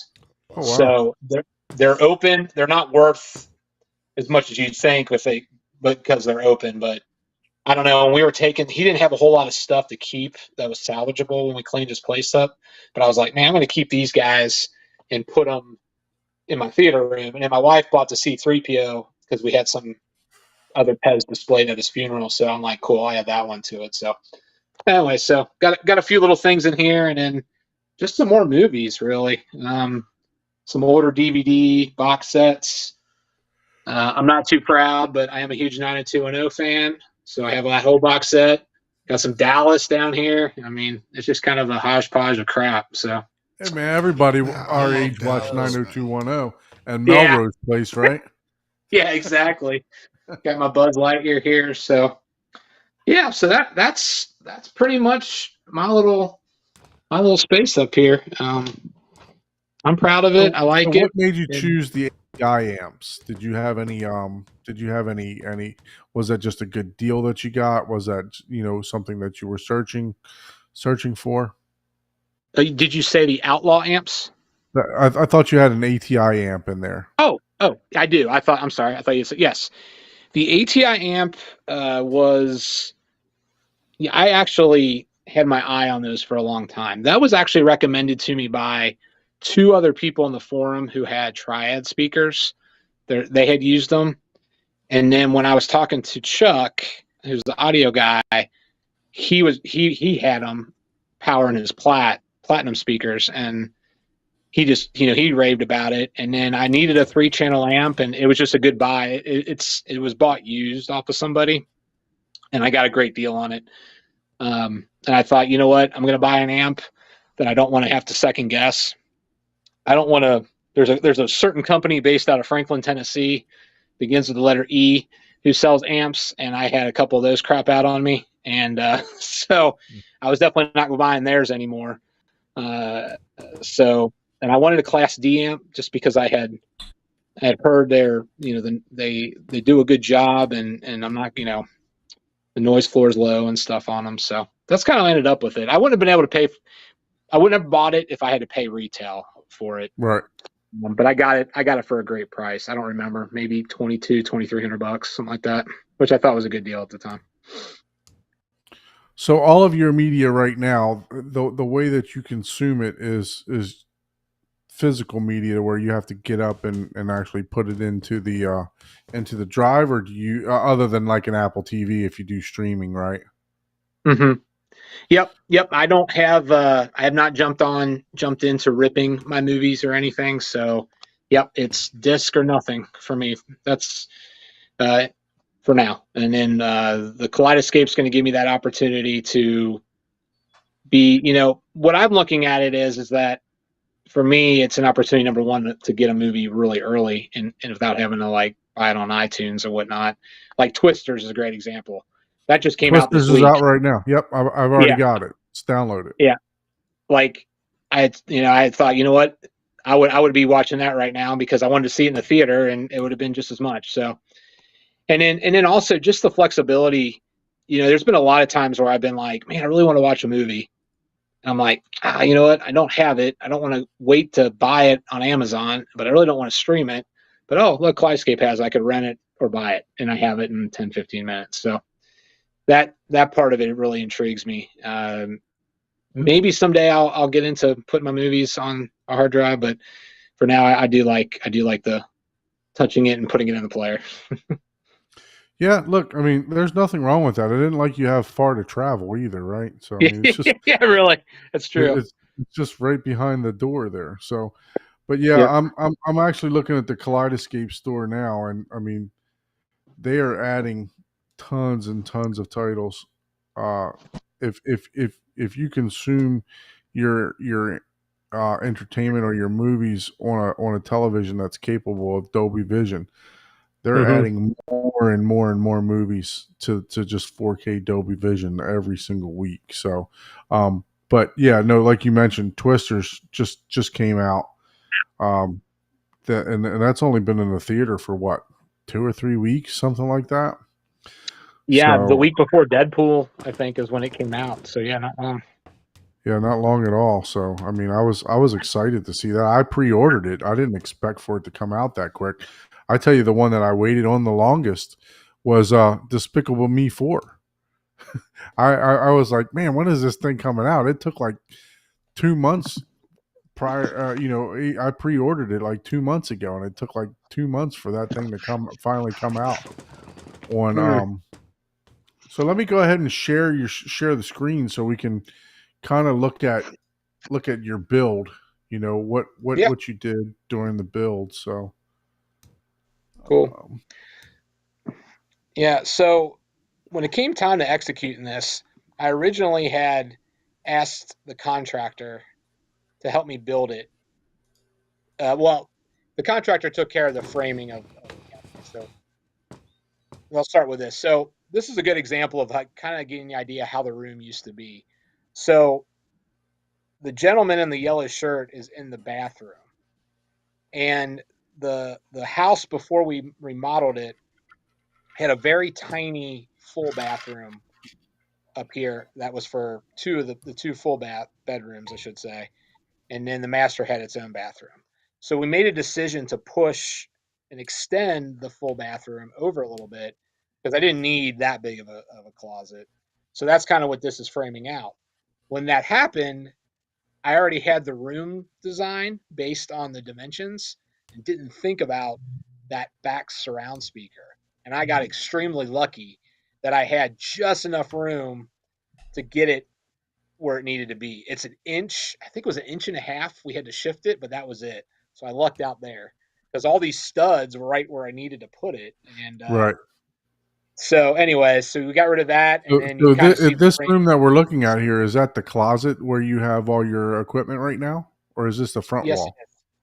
That's the closet. Yep, Okay. yep. And this pole went away. That's the old plumbing that was up there. Yep. So, and then yep, and then this is what it looked like the first round of paint. Sorry, the pictures aren't in order here, so I'm just Oh, that's fine. gonna, I go can through them adapt. here. Yep. So this is the build out of the front wall. You can kind of see, get an idea. The center channel is the true triad in wall LCR, and then the right and left, which you only see the right there, are the M room speakers. And the interesting thing about those is that they are exactly the same. There's no difference in the way that they sweeps are on them. Like the in wall and the room in rooms, when they're in a baffle wall, they're seamless, which was really cool. And I just had to make sure I got them at the right level so all the tweeters were in line. And I Right. have the cabinets are angled, and the speakers are right where they need to be, uh, which is good. And then you can see my two Mariana 24s. Those were custom built for me for my old house, my old room. So they have those funky cabinets, but I didn't. There was no reason to build new cabinets because I could adapt them into here. And they're in there now, and they have straps on them. So at some point, if I need to pull them out, I grab those straps, take the screen off, and yank them out. But so I went with, behind there's a window, so we had to take the window out of the equation. So we put the blinds up, so from the outside it looks like a regular window, and then from Okay. there we framed it out about 18 inches, 18 and a half inches, and then packed that full of insulation, as you can see there. So you And just then basically folded insulation in half and stacked it on top of each other for this. Yep, yep, stuffed it to the brim. It's pretty thick too. It looks like it's maybe an R33 or something like that. That's looks pretty thick there. Yep. I don't remember exactly the exact thickness of it because the guy who helped me with it came over one night and did this while we were out because he had some free time. And because I will add, I did have a gentleman named Jess who is a local Knoxville guy, retired guy who used to do theaters, and we became friends through a AVS transaction. And he reached out and said, I had mentioned I needed some help, and he reached out and said, "Yeah, I'll help you." He goes, COVID hit him really hard, so he lost a lot of his strength. So he basically, I brought everything up.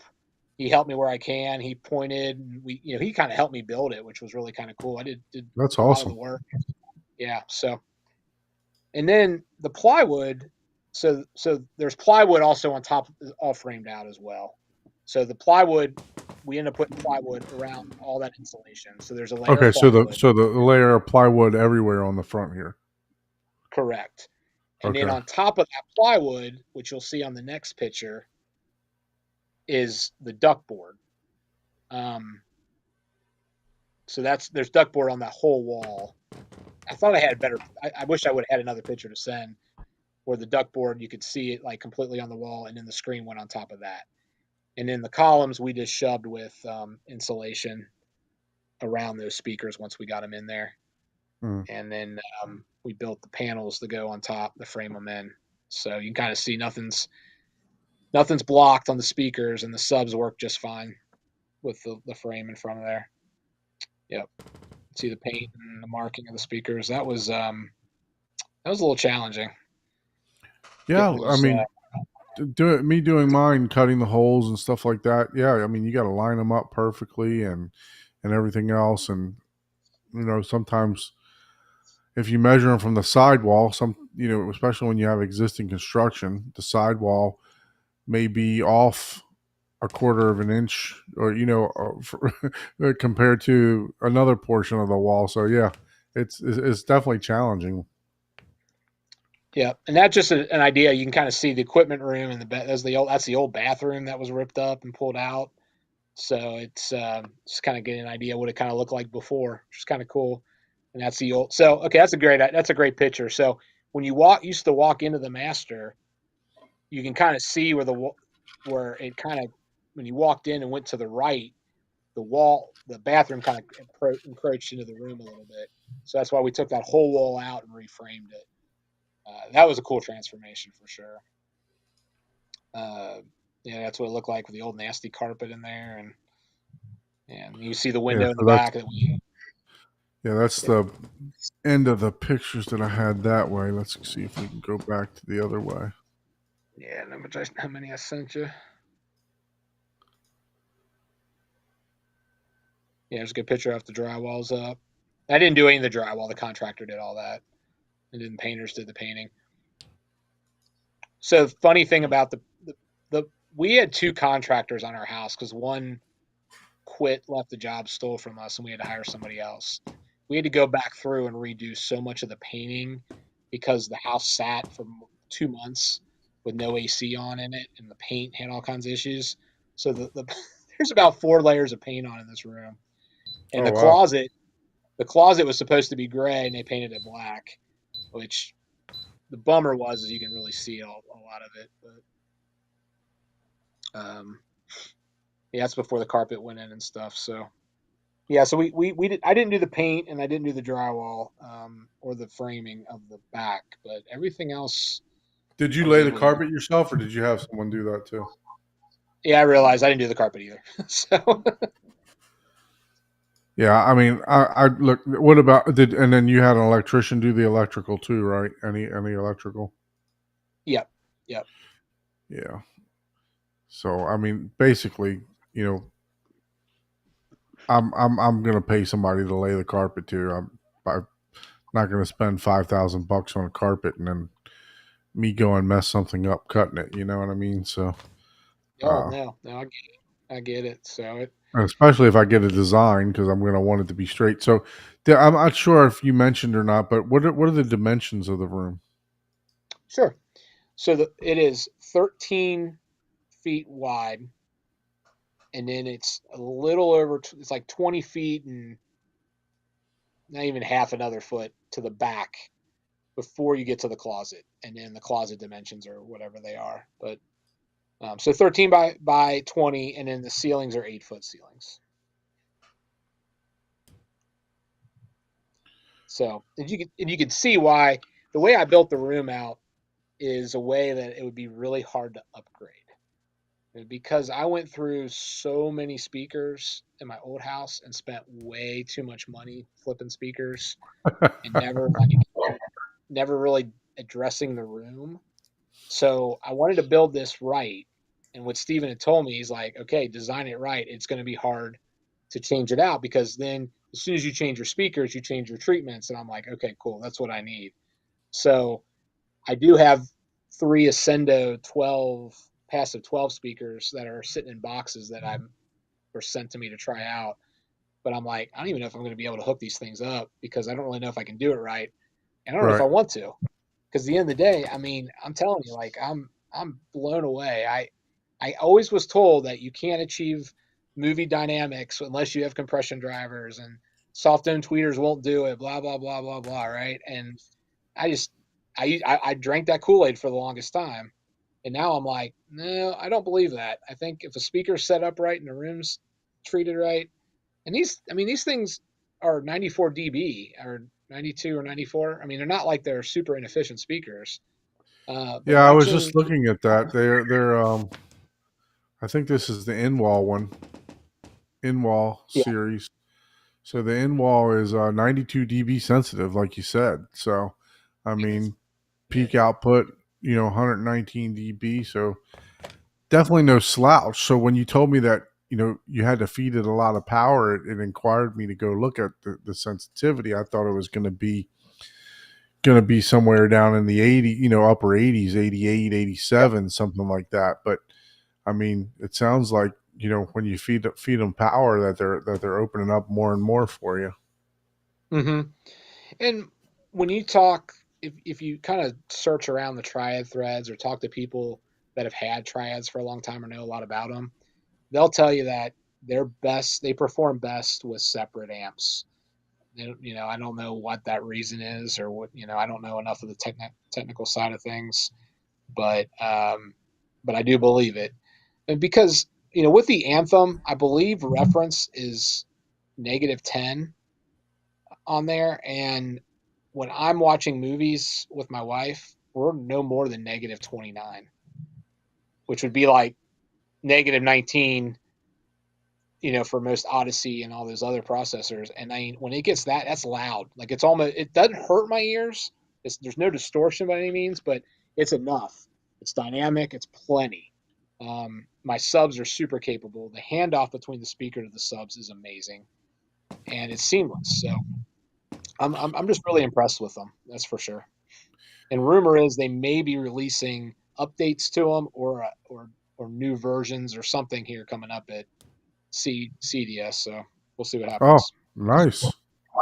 Yeah, because the weird thing about the golds are, I think the golds retail, they may retail between 25 and 29.95 right now a speaker, and then the next step up are those plats, and those are like 11,000 a pair or something, or 7,995 each. I can't even tell if there's pricing on what you're looking at because I think those are it right there. But No pricing. Yeah.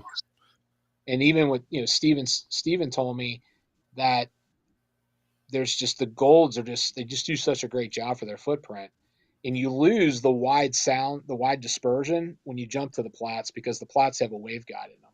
So it kind of narrows that dispersion a little bit, so it changes a little bit. They're still great speakers. They have dual 10s and versus the dual 8s, but yeah. So And this is the subwoofer that you have, right? Are you? So let me ask you. You've had your subwoofers for a while. When you were mm-hmm. getting them built, was the same stereo integrity driver used, the carbon fiber driver, or do you have a different driver? I've got probably 2 or 3 generations ago in my 24. So it is probably before David was really like helping Nick with that driver. Right. So I'd say it's a couple versions, 2 or 3 versions ago. I'd Okay. like I'd like to get those carbon fiber drivers up here, We just have to figure out if they can fit in the cabinets that I currently have. Because if they can't, I'm not going to worry about it because Right.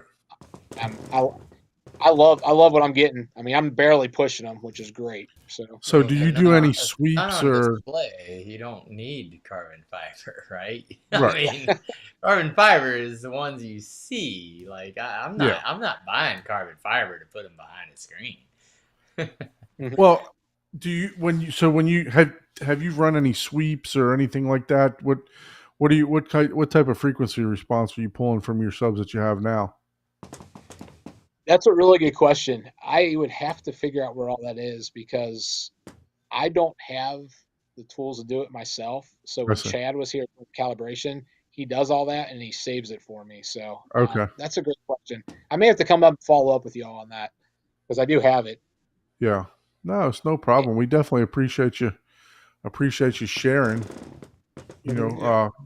I did most of the talking there, guys. Do you have anything else to ask about the anybody in the chat have anything to ask about the theater or sounds like you did most of the panels DIY, right? You said Mhm. you for the diffusion, I think you said you had the GIC though, right?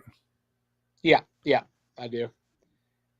They're the alpha panels, I think. And they're really, honestly, the after learning how to build my own diffusion panels, like you spend a lot of money to buy theirs because I uh, I helped somebody build some after I built my room, and we just used duckboard and gosh, it's all like HVAC stuff, which I think is kind of cool. But you can build them pretty easily. Yeah, But I need to those get some instructions from you then, because I think that's the yeah. one thing that is lacking in my room is enough diffusion. But Hmm. every time I put those things in the shopping cart, and I'm like, I shouldn't be paying this much for this stuff. So I might need to just wake up one Saturday morning and build mine. Yeah, I think as I look at the room and I think like, what could I do? Like, what would be my next steps if I did anything? Obviously, I'm in a point now where I'm adding stuff to the room instead of upgrading it. So the kaleidoscape will be next.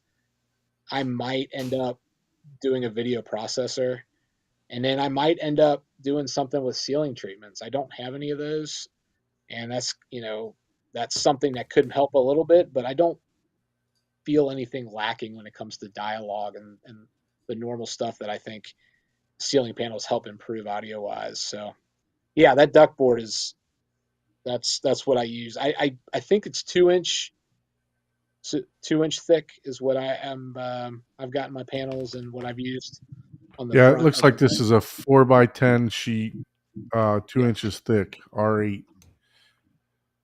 So I've seen these. I just always wondered what and I've heard people talk about using them because since they got two sides to them, like two kind of almost like two sides of paper almost. I was just Hmm. curious what the acoustical properties are on those. You know, but yeah, I've heard of people because I think it would be a lot easier to work with, especially for what I want to do, because I can Hmm. literally cut them to shape in the compartments Yep. and that I want to fabric track over top of, right? So Hmm. and not have to worry about the insulation. Uh, I was going to use rock wool and do the same exact thing, right? Because it's but Hmm. the thicker rock wool is super expensive. I mean, it's pretty expensive if you go with a thicker like a 4 inch rock wool. Yeah. When I was trying to buy this stuff, there was one place in town that had it. And I remember when I went down, we went to pick it up. The guy said that they always keep a couple sheets on hand. They have to pull it from their Atlanta distribution. And what it led to is he said that the farther south you go, or areas that have more demand for HVAC. So I'm guessing like living in Florida, living in Texas, living in these warmer climates, you'll have a better shot at getting it, and the price will be better for sure. It'll be more readily available because there's just more need for it. Up here, we're in an area. I guess I would think we would be an area that would need a lot of it, but I guess not. It was kind of hard to find. In other words, is what I'm I saying. mean, yeah. I mean, I've gone in a couple times. I even looked at like because on my front wall, like behind my baffle wall that I built, um, I just left that concrete. So I want to. It's just a cinder block. So I want to take something like this foam insulation, and I want to put that across the front. You know, just to help a little bit with some sound or something like that. So Yeah. yeah, just like a big piece of foam board or something like that to just to try to give it a little bit because I didn't want to take that space away, you know, by building it out, you know, 3 or 4 more inches, and then adding the insulation back in there. So yeah, so I've been looking at this stuff at like Home Depot and Lowe's and everything else. But duckboard is hard to find. You can find plenty of this styrofoam stuff, Yeah. but Mhm. the duckboard itself is kind of hard to find. Yeah, and it's foil tape. You had whatever you were looking at was recommending you buy. It was foil tape. That's what I had to buy to put on the duckboard on the absorption side. So you use the hard back to put on the back of the panel so it holds it in place. You're talking about So this I think, piece here. yeah, I think that's what I did. I'll have to go out and look. I'd have to open my panel up. I've got the directions, though. I'll send them to you guys. Yeah, that'd be awesome. Yeah, Yep. because Stephen I would Smith would. love. Yeah, I was going to say Stephen Smith, if he would come on, would be amazing. Like he would be able to explain exactly why I use all this stuff. He told me to do it, and I did it. So Yeah, no, look, I mean, he's built way more theaters than I have, so I definitely trust him. And looking at all of his, because I've seen a couple people have sent me like their designs that were completed by him. You know, Mhm. just I mean, an all around bang up job. I mean, just fantastic for what you pay and what he gives you. It's definitely worth it. One one Mhm. thousand percent. You know.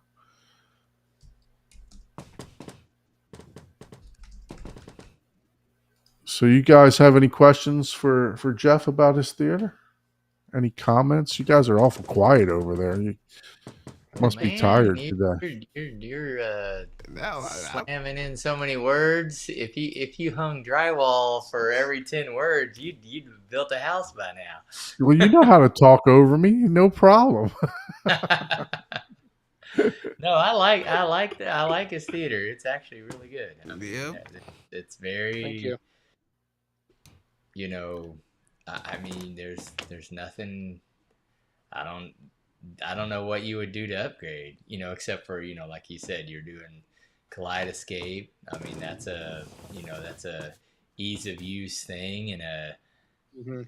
hey, once you're done, with your car or whatever you're buying, then you start buying the bougie things. It's like, hey, now I need to buy some comfort stuff. Yep. So, and you said you were gonna. What video processor were you thinking about getting? Are you thinking Mad VR or Lumagen, or are you gonna? Yeah. You know, I mentioned Chad the calibrator, right? His name is Chad B's his name. He's been calibrating for years. He has a lot of experience with the Lumagen, Yep. and that was one that he had recommended a while back for me. He said that it would, the two major things, right? It would really help with the auto aspect ratio. Use my lens memory, and he said the tone mapping in the newer version of Lumagen is pretty good. It's a little bit better than the JVCs. But now the Envy came out with their, is that what it's called? The Envy, the newer version of the Mad VR Yeah, the core, NV core. Cord. Okay, that's what it is. He said that he's really curious to play with that because he thinks that could even probably be a little bit better than the Lumagen, especially now the price points are closer. So it would be one of those two. I I am not that critical when it comes to video. I like having a good picture, but I am not worried as much about fine tuning that as I would be making sure my audio is where it needs to be. So that would be the video processor is definitely going to be down the road. The So Kaleidoscape if is I were you, I would wait. And the reason I tell you to wait on making that purchase is because I've heard through the grapevine that Lumigen is going to be making a little comeback at Cedia. There's going to be a Oh, lot of rooms with Lumigen again. nice. So Yeah. so Well, you gotta compete. Now that right. people are like, oh, maybe we should start selling more as opposed to one to Yep. pay. Stop being niche. Maybe we should stop spending 10 years to perfect one feature. Yeah, And so then I actually spoke to somebody. Matter of fact, I want to thank Chris from my home theater. He sent me a customer for Strato, for a Strato V, and look, he sent them over to me, and I was talking to this gentleman. He may come on and do a theater tour with us, but he he was asking, what he should do. Should he get the Core or should he get the Strato V? And look, I'm not a mad VR dealer, right? And I am a Kaleidoscape dealer, but I'm going to tell him the honest thing. It's like, look, I think that the Core is going to make a bigger difference in your theater experience, right?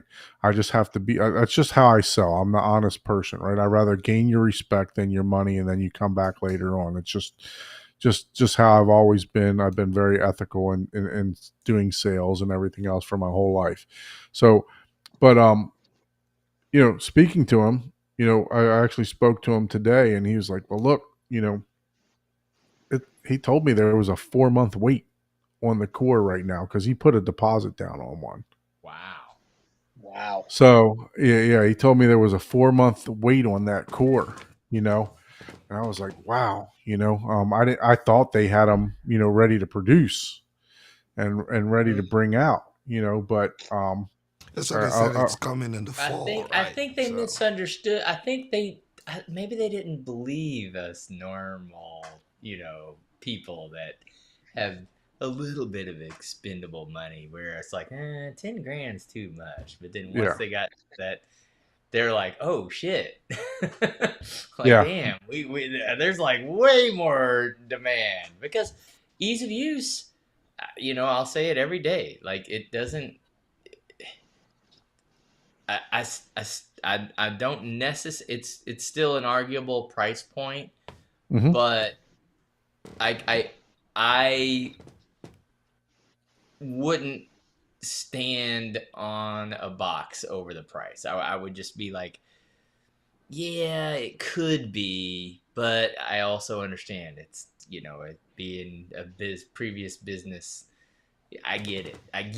At this point, yeah. at that price, I get it. Absolutely, but yeah, and man, no one complains about their Kaleidoscape. I Huh? haven't heard anyone complain about their Kaleidoscape. Yeah. nope. I mean, I've never met anybody that hey, owns one and says, I'm not the target audience. I will never be the target audience. But Okay, I I'm thought you like, meant people that are aspiring to buy it, but you're saying yeah, the owner themselves the has not. owners, The owners are not complaining about it. Correct. Yeah, yeah. there's very few. I've never heard an owner complain about it. Yeah. The interesting thing that I liked about the Kaleidoscape, because I talked to those guys at M-Wave, and they kind of basically, without telling me, said that the Strato V was coming. Like, I knew Right. something was coming. I knew it was going to be affordable, right?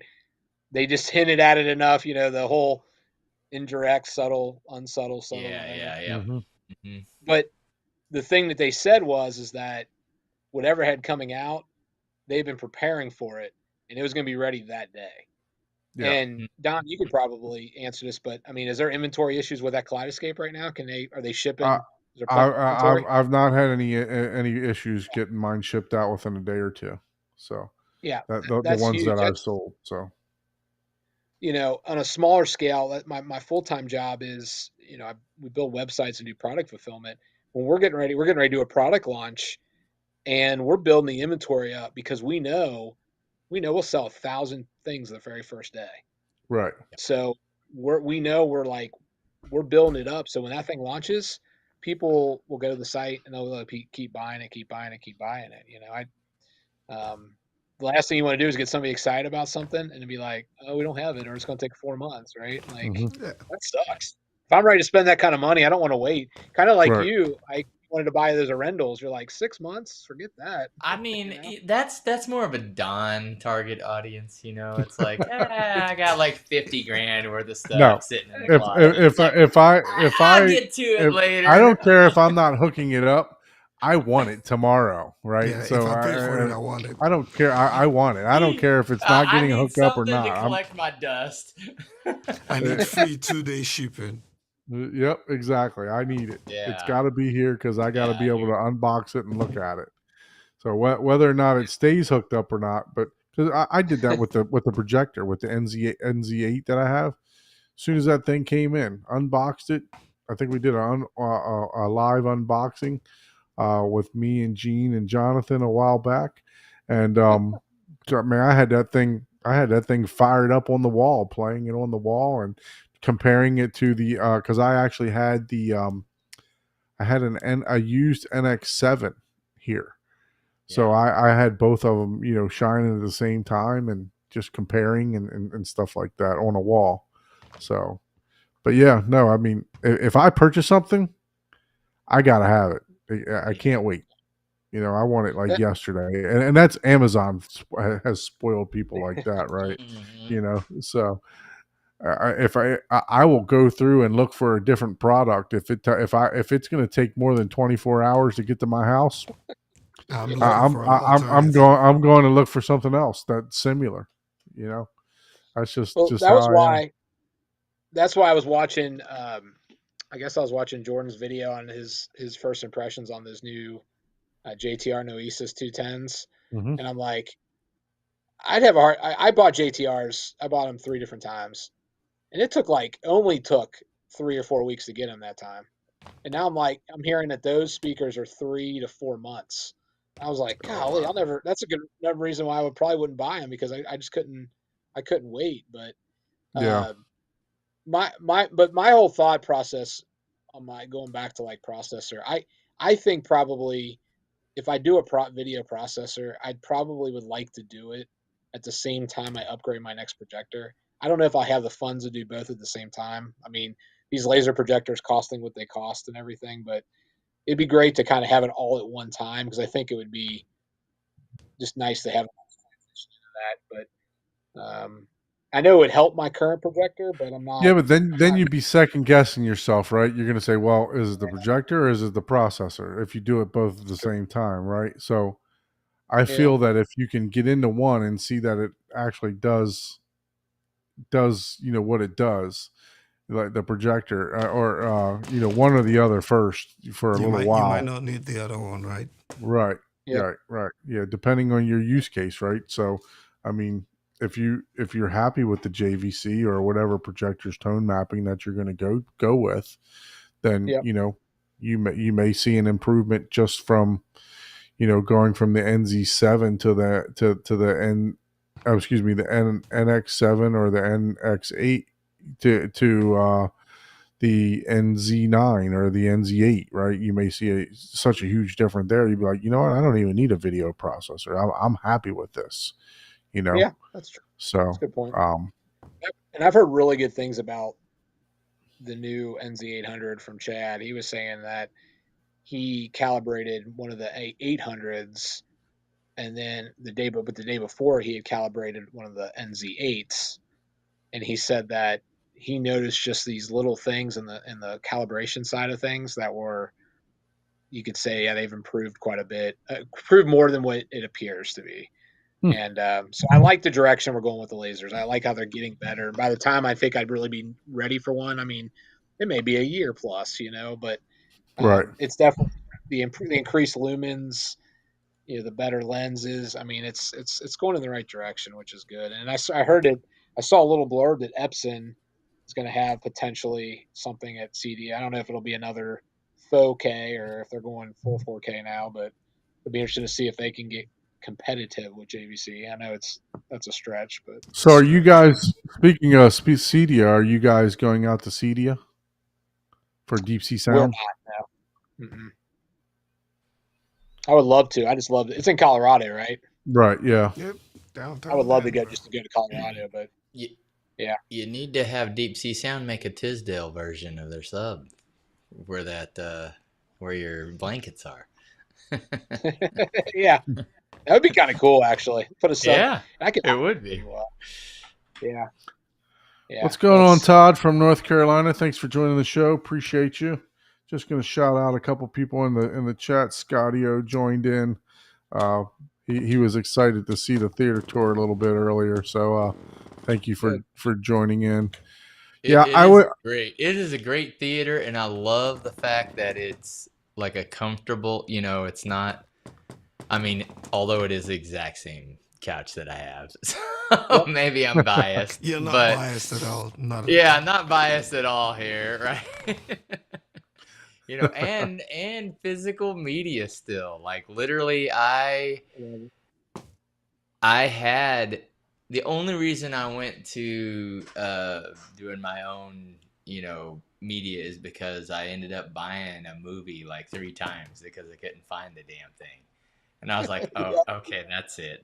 I gotta go back to digital because I was collecting, VHS and, I never got it. I couldn't ever afford Laserdisc, but I had VHS. I went to DVD and, then I had tons of movies, right? And at the time when I went from VHS, I was collecting digital media even back then, and used Twonky Media, which is old school, as my repository type of thing. But then, Blu-rays came out and all that, and I just stopped doing the whole digital thing for years. And then, after I've had 3 copies of the same movie, I was like, okay, damn it, this is getting ridiculous. I was like, how is this even possible? I was like, what? I swear I had this movie. Well, admittedly, one of those was I had the Blu-ray, then I bought the 4K, and then I wanted to watch it again, and then I was like, oh shit, I was like, oh man, I want the 4K. I thought I had the 4K. And so I had 2 4K copies of it and 1 Blu-ray copy of it. So that was not too long ago, maybe 4 years ago, I guess.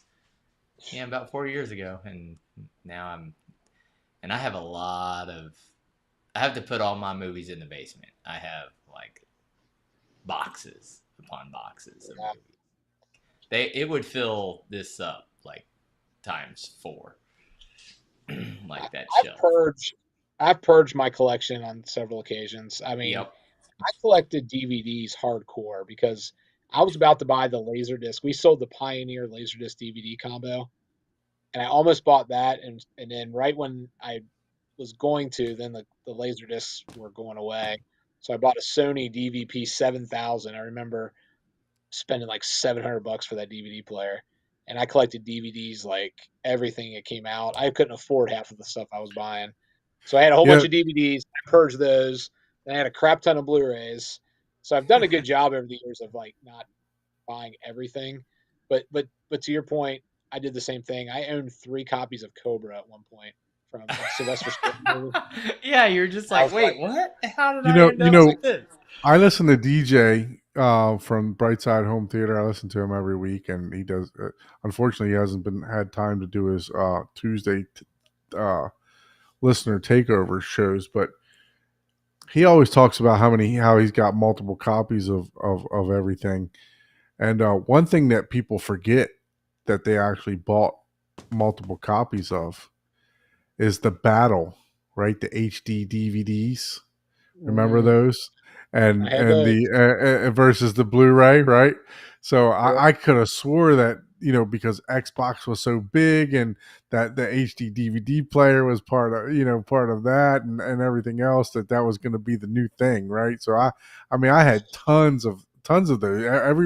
I was buying them when they were coming out, like, buying them all over the place. So yeah, I definitely understand purchasing, I understand as multiple collecting copies. still books, or if you're doing like extended version, like you have like the theatrical, and then maybe they come out with an extended. I can Right. understand like if you really enjoy a movie doing that, Like but Mhm. Furiosa, they like got the black and chrome edition. That yeah, looks yeah. cool. Where me, I literally, it was the same exact movie. There was no difference. I was just like, ah, like wait a minute. So Well, look, that's we're Yeah, how. putting it's Ike to sleep over here, so let's go ahead and end this stream. No, I'm not asleep, man. I'm wide awake. I'm just messing with you. No, we definitely appreciate everybody joining. Oh, Jeff, man. thank you so much for that great theater tour. I mean, your room is awesome. Yep. Oh I yeah, I love the like it. fact that you got the all the speakers hidden, which is exactly what I like to do. I don't know if I'm going to be able to do it in the back for my subwoofers. I may have to build like some corner panels type of things like you did for Mhm. your front stage to hide them.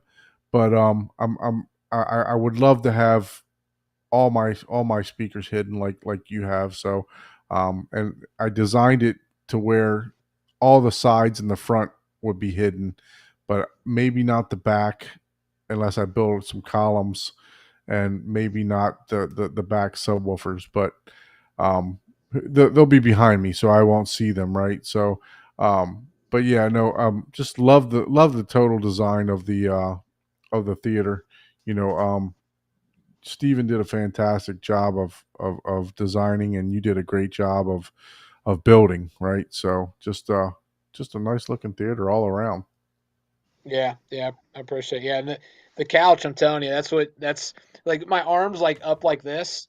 I Yeah, can watch a movie comfortably, and my head isn't blocked and stuff. And then my wife can lay on the side, and but yeah, I it was tough because one of the things I remember was I wanted home theater seats, and I'm like, these aren't that comfortable. Like, and I sat in the Valencia seats at M Wave, and some of those were comfy, but either way, though, yeah, I'm happy with it. I appreciate it, man. It was cool to do a tour. I hadn't done anything like that yet, and I've been meaning to do it and post it somewhere, but this was yeah, fun. man. So, Hey, download it and post it to wherever you want to from the channel. yeah.